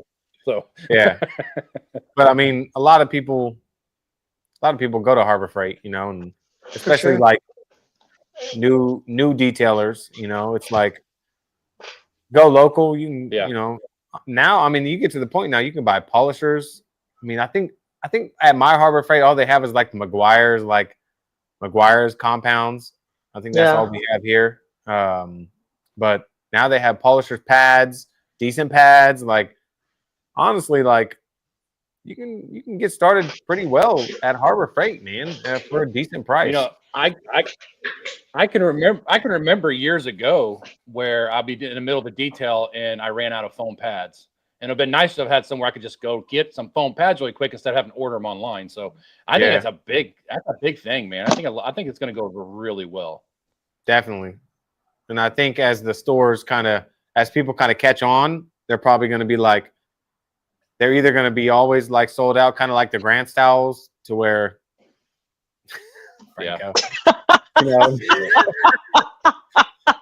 people are like, okay, well, they started out at like $5.99 or $6 a pack, and now they're up to $9.99 a pack because they're like, oh, people are coming in, they're flooding in, they're trying to buy everything. So I hope that they can kind of keep the prices right, especially for the microfiber pads, because you know, you don't want them to bump it up to $15.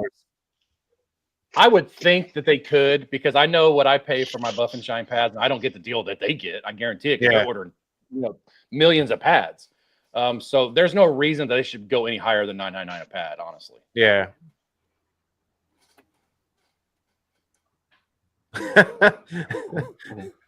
Yeah, Jordan, that's what I used. I used their Bauer 21, and I mean, for the first 6 months of using it, it was a great little tool. Did you ever re-grease it? Yeah, but when you're using it every day, obviously you can't. As an enthusiast, using it once in a while, it's perfect. Yeah, oh, for sure. Harbor Freight is absolutely the worst when it comes to impulse buy. They have the coolest stuff all leading up to the counter. I ended up carrying away 900 little magnet clip lights and all kinds of nonsense. Harbor they got Freight you. Is what they did. Oh man, that impulse buy is on fire. Come on now. Yeah, I bet Fab goes to Harbor Freight 3 times a week. I'm always at Harbor Freight. I just bought this the other day at Harbor Freight. I'm always at Harbor Freight. He's got a VIP gold card. Yeah. Hey, so let me tell you guys a really funny story. I'm not one to complain at all. So I went to a Harbor Freight one time. This was only a couple months ago. And in the clearance section, they had this fuel injection test kit, which is a really nice kit. And it was in the clearance section at a certain price. So I took it up there and they said, oh, well, that's not supposed to be there. I said, go back there. It says it right in the tag that's on clearance. And here's the price. No, that's wrong. That's not supposed to be there. I was pissed. I talked to the manager. Manager wouldn't do anything about it. So we get in the car, and Mrs. Fab, if she's in here, she'll contest to this. Yeah, Fab's at Harbor Freight Weekly. I called Harbor Freight's corporate right then as soon as I got in the parking lot. And I'm talking to a lady, and she's like, I'm sure she gets a lot of complaints all the time. So she wasn't real nice at first. But she's like, well, let me go ahead and get your name and phone number, and I'll take a look at your account. And she goes, oh, my gosh. You buy from us all the time, is what she said. She goes, I'm going through just pages and pages and pages of what you bought. She's like, here, I'm going to do you a favor. And she gave me like a certain percentage off that was better than what it would have been. So I could actually just go right back in and buy it. So it was really cool. They took care of me there, but she was like amazed. And April's in the background because I had a speakerphone. She's like, yeah, all trust me, smug with the cashier. I would have been all smug. I would have been all smug. No, I was pissed when I walked out. Now you're on the radar. So now you're on corporate's radar. So how do you feel now? Yeah. Guess what? I'm definitely a track member. I went over you. I do, man. Your head. Now you're going to give it to me cheaper than what it was. Yeah. Hope you have a good day. Yeah. Yeah. They were super cool about it. Because I wasn't trying to get anything for free. I just wanted to get it for the price that it showed it was supposed to be. That's all I wanted. That's all I cared about. Oh, Mr. Webster. I didn't know who I was talking to. So sorry. You're here 5 times a week. Oh my Lord. Yeah. Well, we're going to take care of you. We want you to keep coming back. Yep. Douglas Brown. Yeah, so basically I ended up almost getting the kit for free because they gave me like 25% off plus a $20 coupon on top of it. So they were really cool about it. That's awesome though. Yeah. Yeah. Cars and Keys, Mike. I have that too. Yeah. Ghost just entered into giveaway. Yeah, we got Ghost, we got Enthusiast, and Detail Grandma. Well, Fab told me to come here. Do I answer? Nope. I'm just kidding. Nice try, though. Yeah. Dang it. Yeah, and I told you to come here. So both we should, what?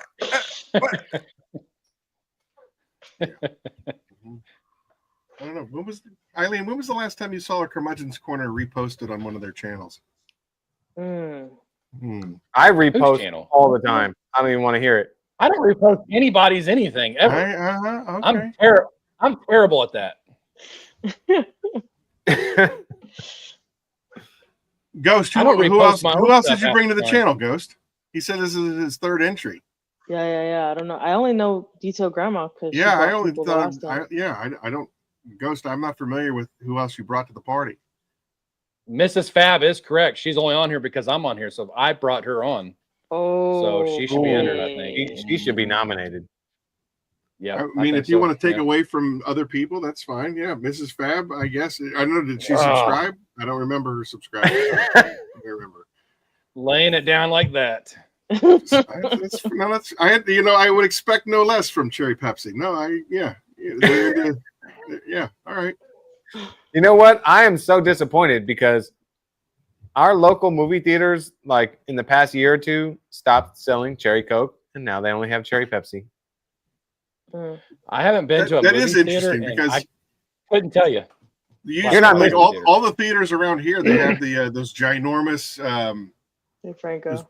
big, huge Coke machines that have like the billion different buttons on there, and you can select all your different flavors. You know, the same thing they have at. Well, I doubt you guys have Wawas out there. So. Yeah, you're not missing anything, Fab. It's like $184 just to go see a movie.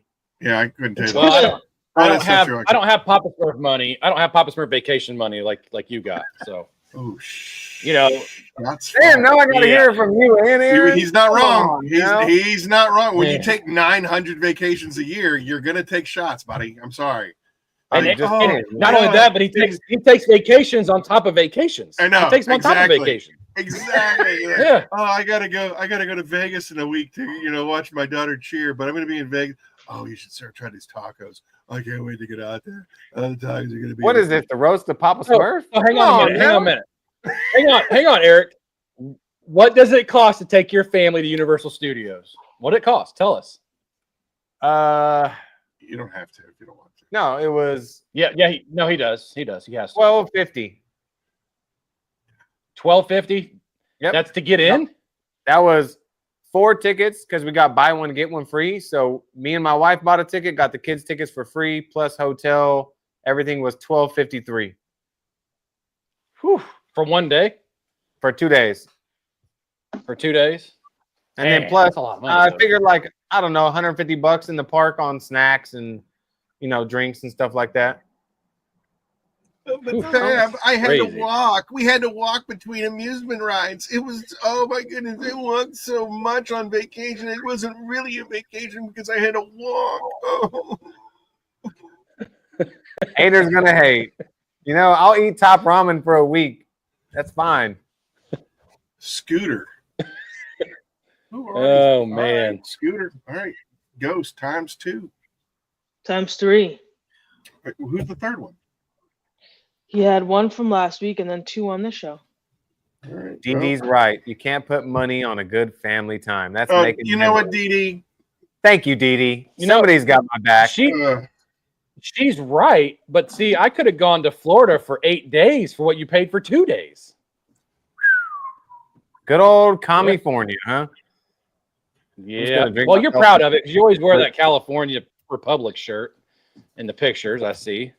So we got to get you out of that state, man. You got to go. Look, You have tornadoes there now. Hey, so you can we have had a tornadoes tornado there, touchdown out here, so now you're Well, right. who? I can convince the wife. Look, there's tornadoes out here. There's tornadoes out there where Fab's at. Let's just go out there. Come on. too. Hey, you know how many Carson. more tomatoes? How many more tornadoes you had this year than I did? We had 0 this year.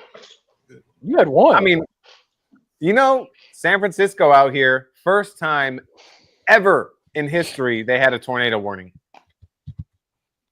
yeah, that's crazy. crazy. And they actually did Papa damage. Smurf. I mean, like cars were flipped over, like trees were ripped out, like it was a freaking tornado. Like, Yeah. Yep. I know. I've been through 2 tornadoes in my life. They're not fun. no, Dee, just for one day at Disney would have cost us $1,300.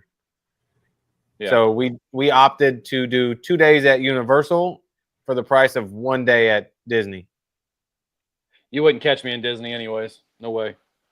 No, you wouldn't catch me at Universal either, but I don't like big crowds, man. I'm not a big crowd person.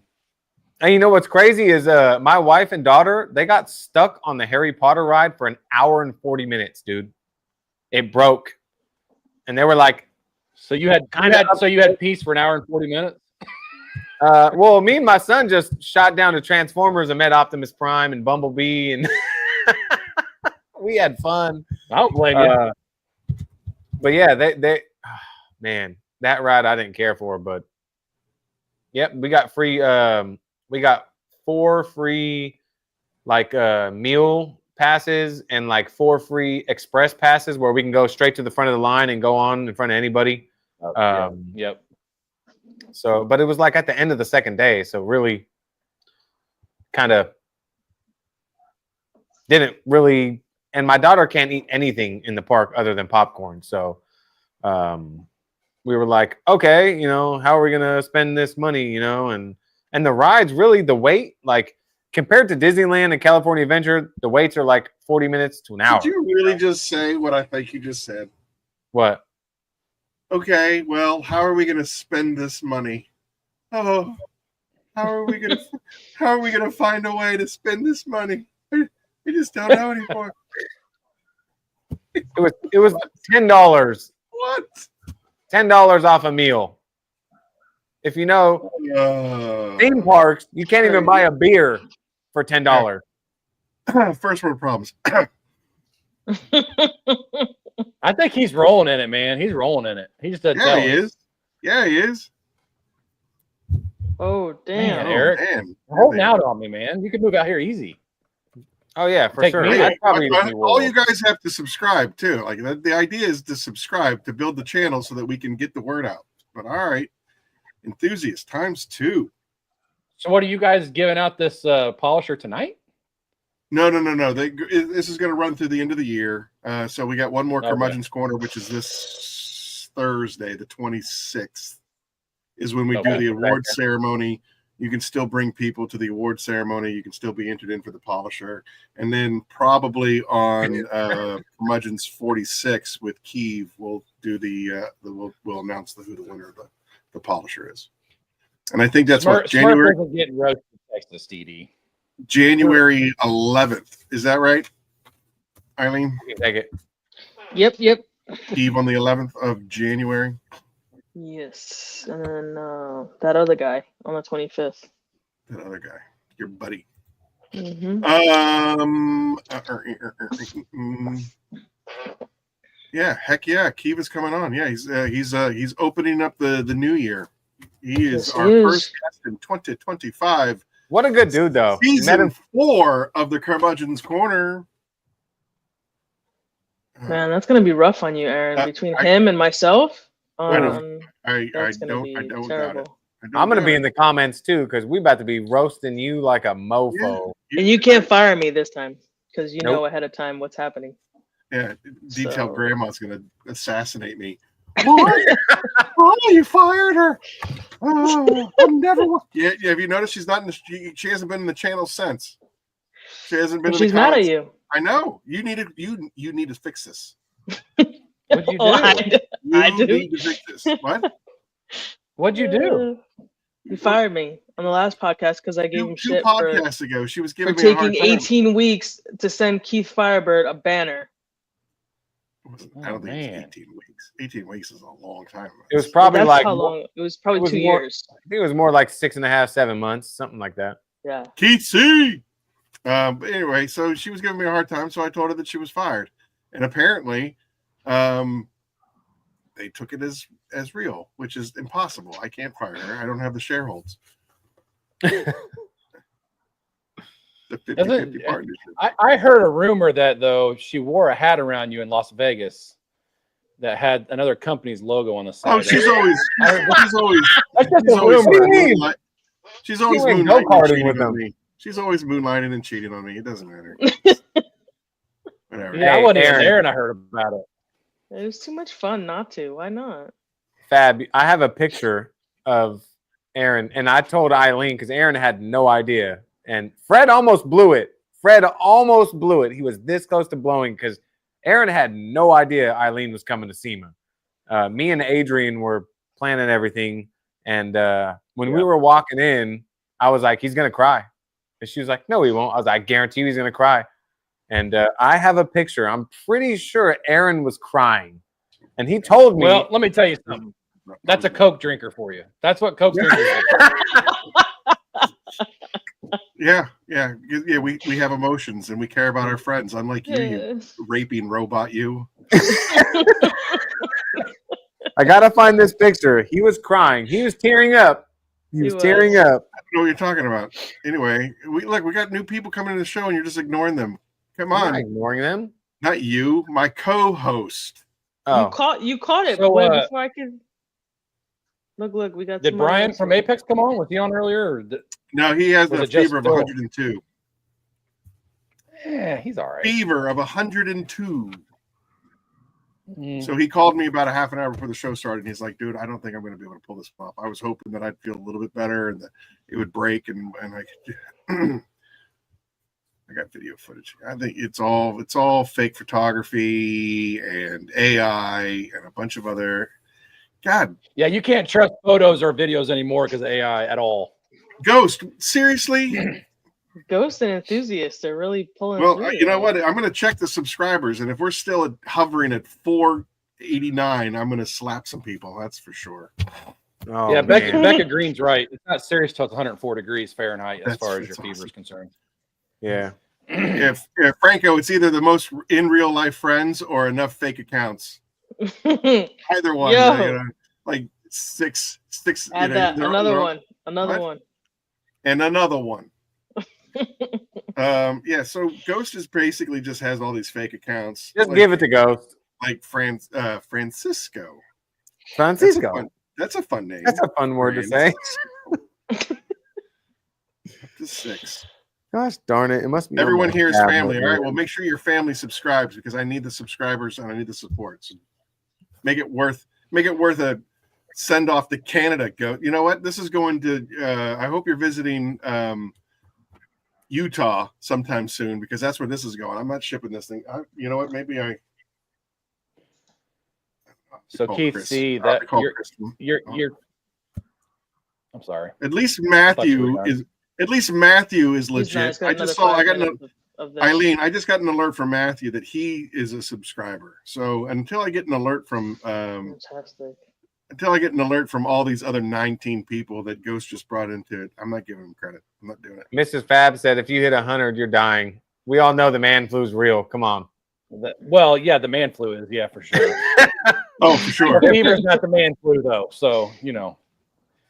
I've told her man flu is worse than labor pains, and she doesn't believe me. But Oh, Oh boy. let me tell you. Let me tell you something. if they only knew. But anyways, Keith C., it really depends on how bad the paint is you're doing. So if it's filthy paint and you're taking a bunch of dirt off and get it in your pad, you're going to go through more pads. But a typical car, let's just say the size of an Impala, if you don't have a pad washer, you're going to need 4 to 6 pads easily as far as your cutting pads. Polishing pads, you can usually get away with 2 or 3. So hopefully that helps. If you have a pad washer, though, I use 1 pad per car anymore. In one detail? Yeah, since I have a pad washer, yeah, I can get away with usually 1 pad. 1 pad. Yep. That's all I use. Once you find the pad, like you might go through multiple like test sections and test pads, but once you find that pad, boom. Every time you take it off, you just squish, a little clean, right back on the paint. Before I had my pad washer, but this was a couple years ago, I did a Ford F350 in red that was absolutely hammered. The very first day that I worked on it, I went through 20 pads, and I ran out of pads, so I had to stop working so I could clean them. And then the next day, I went through 10 more pads. John Mulaney subscribed. Depends on how bad the paint is to answer that question. Yeah. I used to use 2 pads, and I would do like the hood, but obviously you'd blow it out like with the air compressor after every pass. But I'd do like the hood and like a fender, and then I would take it off. I would clean it. I'd wring it out, and I'd stick it to my cart, and then I'd grab another fresh pad, and then do the other half of the hood, and then the fender, and then clean it and wring it out, and I'd grab that first pad, and I would just kind of alternate through pads.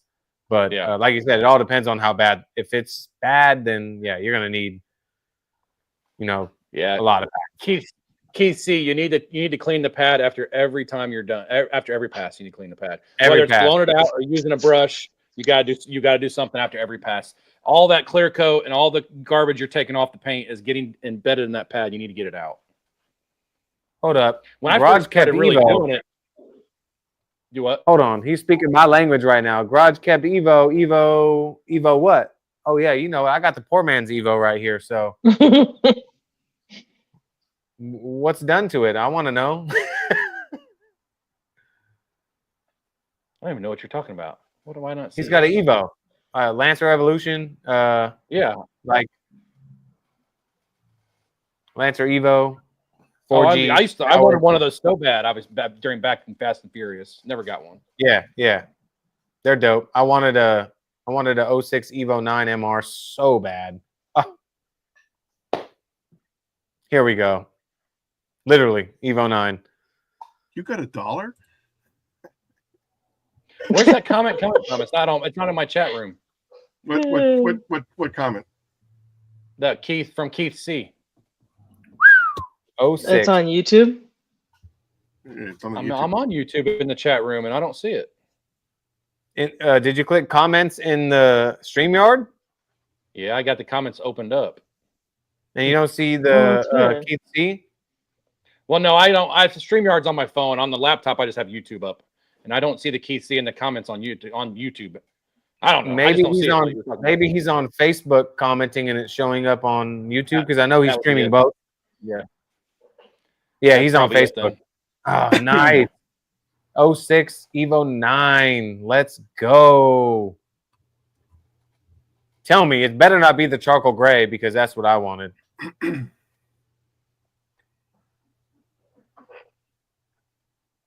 Dang, Cars is Kiev. Wow. Didn't pay enough for me to stay. He's not even subscribed to your channel. I know. I'm doing feet videos next. Tough crowd. All right. Hey, we haven't given anything away in a while, and it's 10 o'clock. Keith C, don't worry about it, dude. If it's never been polished and deconned, you got a paint gauge. Just check it out. What are you giving away? We have. Papa Smurf has a paint gauge now. We'll do a $20 gift card. Thanks to the one and only Fab. $20 gift card for the first person that can tell me what Papa Smurf's favorite Christmas movie is. Bing bong, bing bong. We should probably do these. We should probably do these questions with Fab as well. Oh, for sure. Anybody? Nope.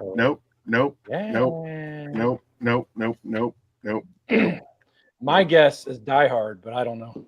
That is incorrect as well. Yeah. Sorry, right, somebody got it. God. Yeah.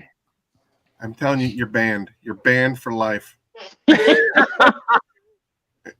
Banned for life. I don't know. It says Santa Clue on mine. No, it says it says Satan Claus. I'm just kidding. That's your favorite Christmas movie? Yeah, that's because he's kind of, Christmas Vacation's not your favorite Christmas movie? No, it has to be. I mean, it's one of them, but there's a lot of weird out there in California. Oh man, I know. It's like I should be drinking a cherry Pepsi. It's a different world out there. What's your favorite Christmas movie, Fab? Christmas Vacation. Absolutely. Should have known. Yeah. Jingle All the Way. That's a good Chris M. And then how do we figure out that? All right, Fab. Do you have any favorite Christmas traditions? No, because I hate decorating the tree. Putting up lights outside. I like doing that. Putting up the lights on the outside of the house. No, I'm not. Sorry. I don't really have any favorite traditions other than we do watch. Okay, so we put lights up on the outside of the house, and then every year, the day after Thanksgiving, that night, we actually watch Christmas Vacation as a family. But other than that, no, that's about it. I can't even think of a third. Nope, I'm out. Just those two. He sets his cherry Pepsi on his detail cart and he summons the cherry Pepsi gods. Please bring me unlimited cherry Pepsi for the rest of my life. What's the best Christmas gift you ever got? Oh.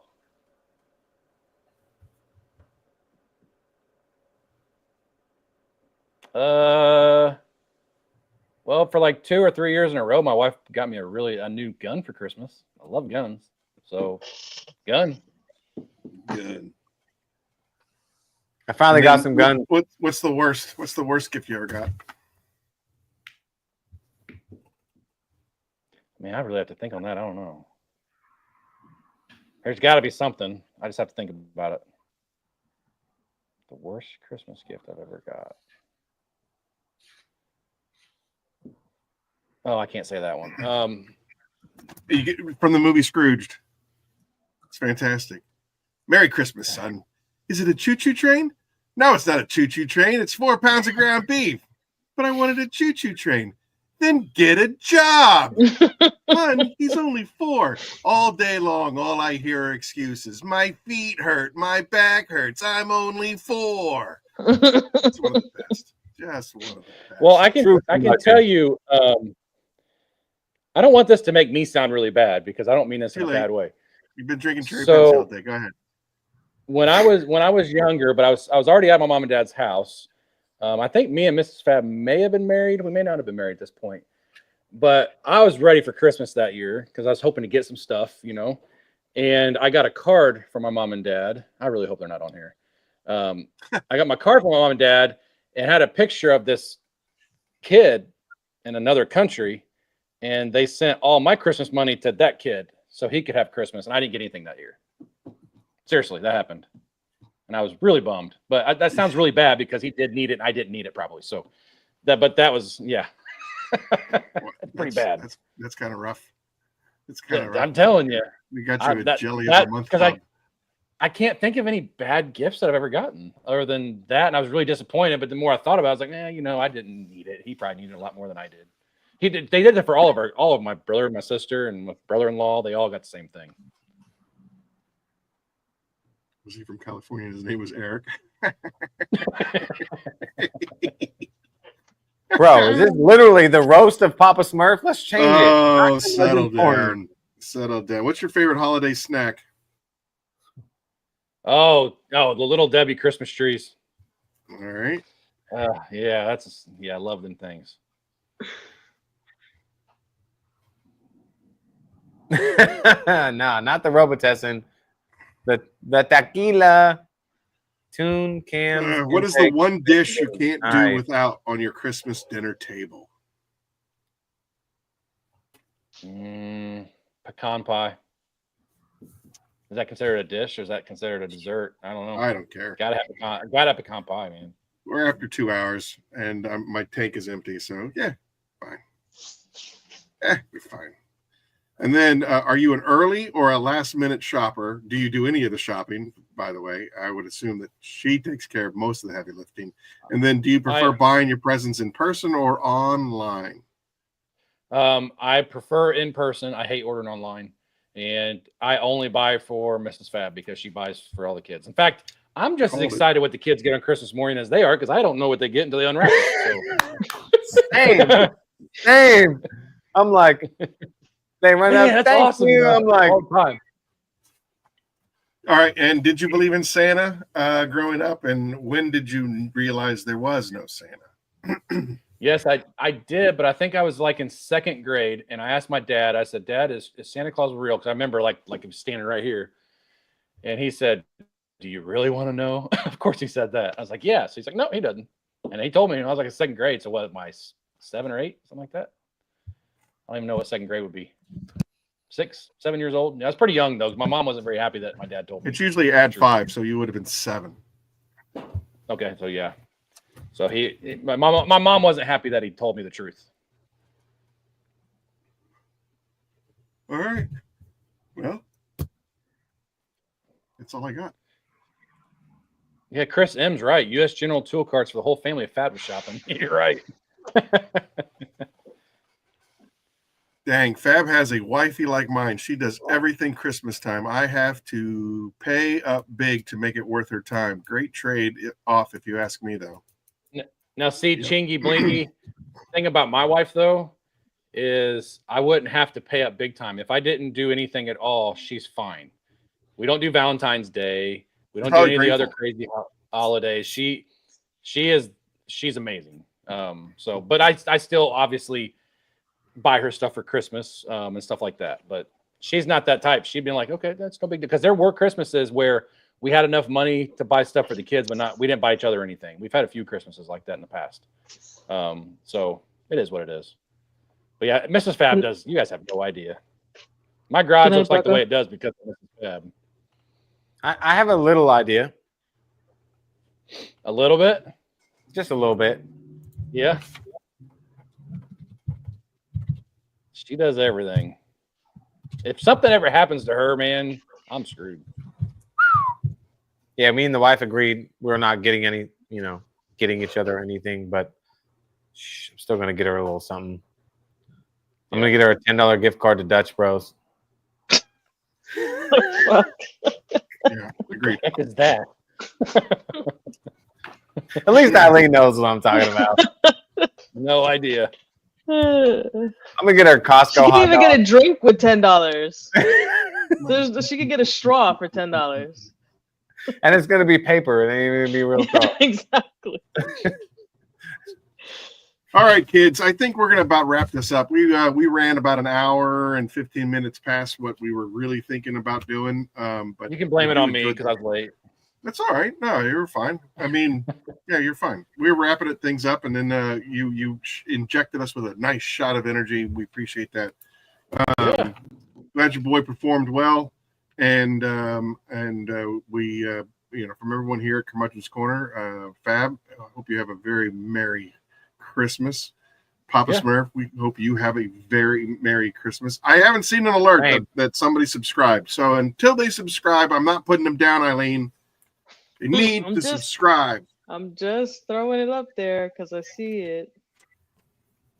Another one for Ghost. Dang, Ghost is just bringing the dang. But you got to subscribe. You can't got to subscribe, man. Subscribe. We need the people, not just giving away stuff for no reason. We need people. They all subscribe. The more people that know about Curmudgeon's Corner, the more people. There he goes. Alex just subscribed. Thank you very much, Alex. Alexis. Thank you. The more people that subscribe, the more the word gets out about the Pay It Forward campaign. There's only 3 days left to nominate people. Super easy to nominate. Really super easy to nominate. You just have to go to the website. I don't want to share that page. Close. You just got to go to the website, Phoenix EOD. There, I'll share this page. Oh, Cars with Keeve. I just subscribed. Ghost brought me here. Ruthless. You guys are just ruthless. Yeah. Okay. So share this page. Bink. Share this page. Go to the Pay It Forward campaign. Scroll down. Nominate somebody. It's that easy. Hit submit. It goes right to the Pay It Forward email box. And then that you can really do some good for somebody's life. It's Aaron, Chingy just said, put my gift card prize in the Pay It Forward for me. Okay.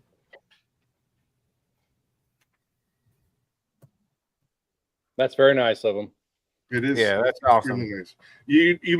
Fab, I don't know if you saw this earlier. We did show this off earlier. There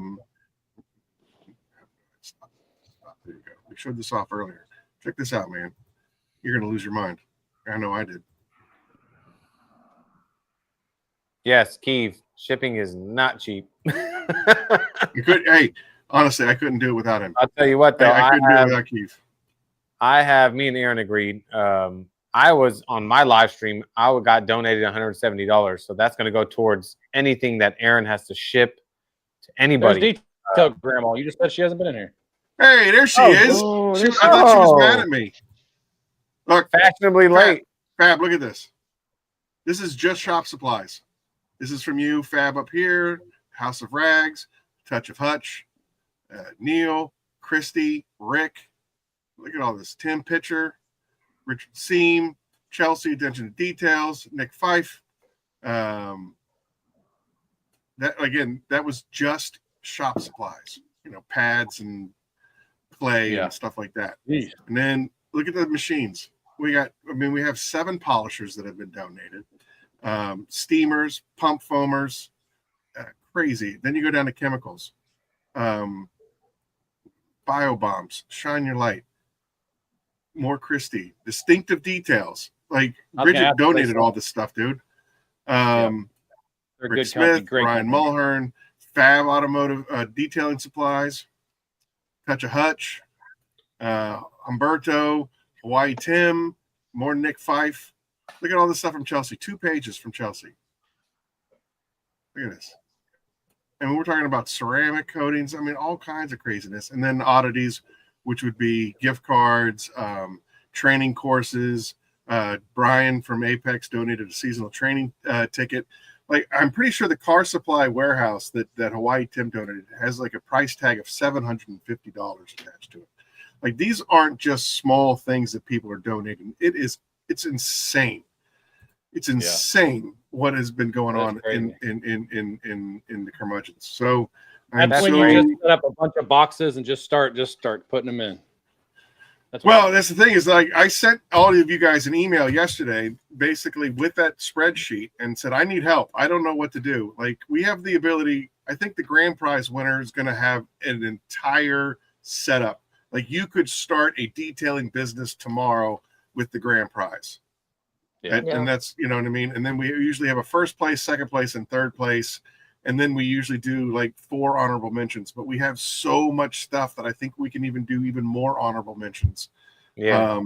You know what I mean? I think that we have enough equipment that we can really, really hammer home, some really, really great life-changing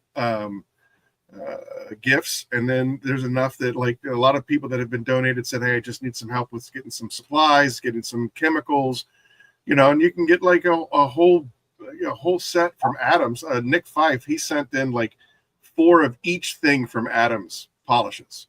So you can have, we have like 4 soaps and 4 waxes and 4 tire shines and 4 interior dressings. And, you know what I mean? Like, we could put together those kind of kits and send all this stuff out. We just really, really need to have nominations, and we need to get the word out. We need to get the word out that this is what we're doing, so that even next year it's even bigger. Yeah.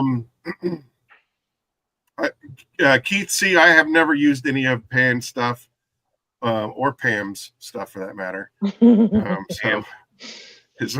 I've enjoyed everything I've used from Pan.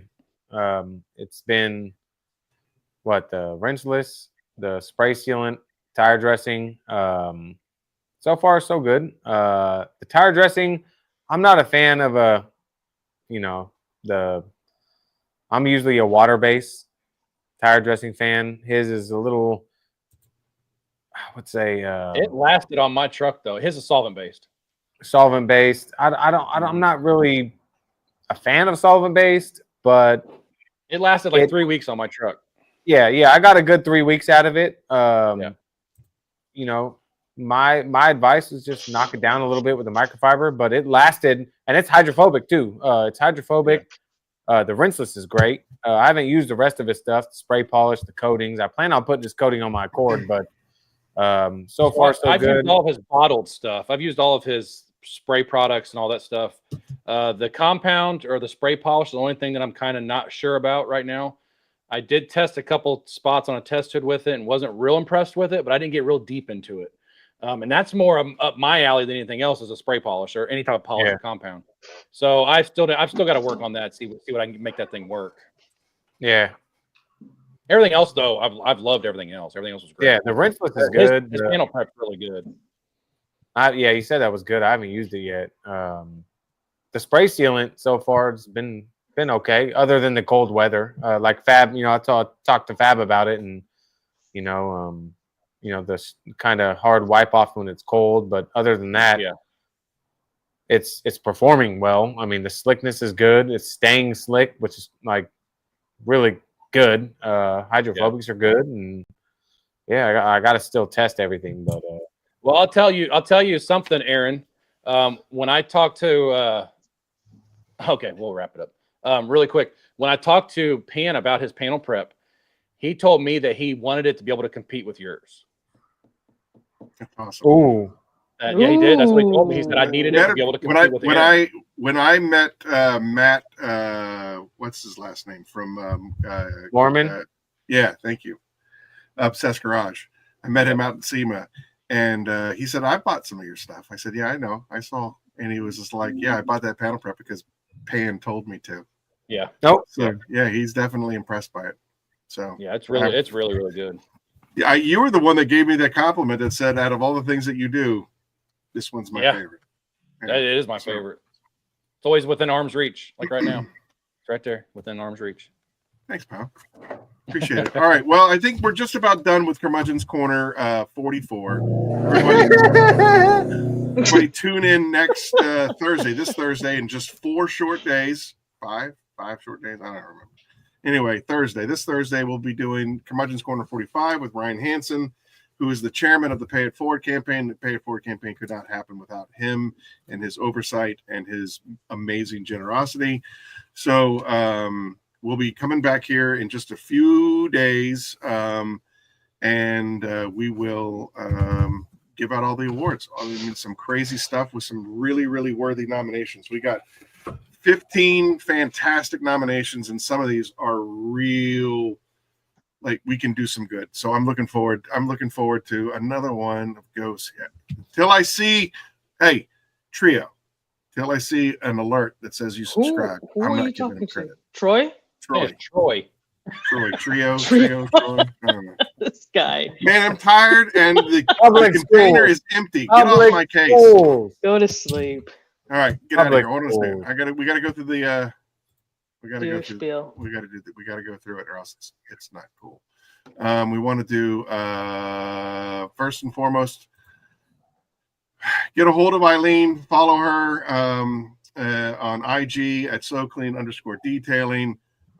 Make sure you follow her YouTube channel, youtube.com/@SoCleanDetailing. And then, of course, you can go to my website and you can get 10% off of everything site-wide by entering Eileen10. We're pretty much done taking donations this year for the Pay It Forward campaign, but we do accept donations all year round. So if you want to start getting ready to donate for the 2025 Pay It Forward campaign, this is where you can send everything to. Make sure you earmark it as PIF, Pay It Forward. For Phoenix products around the country, West Coast distribution, Adrian over at imdetailedaf.com, Midwest distribution, fabdetailindsupplies.com, and Southeast distribution, Titan Tim at shineyourlightdetailing.com/store. For worldwide distributors, you can go to carzilla.ca.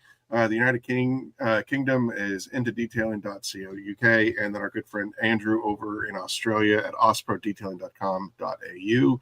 And then apparently everywhere else around the world, you can go to the houseofrags.com, because they're going into Canada, they're going into Japan, they're going into Europe, they're going into England, they're going into South Korea, Latin America. I mean, they're conquering the universe. And then most importantly to all of us here at the Curmudgeon's Corner, suicide prevention and crisis counseling resources. If you or someone you know is struggling with suicidal thoughts, seek help from a professional and call 988. The United States' first nationwide 3-digit mental health crisis hotline, 988, will connect callers with trained mental health counselors, and text HOME to 741-741 in the U.S. and Canada to reach a crisis text line. It is this part of the show hits really hard for everyone here at Curmudgeon's Corner. We've all been impacted by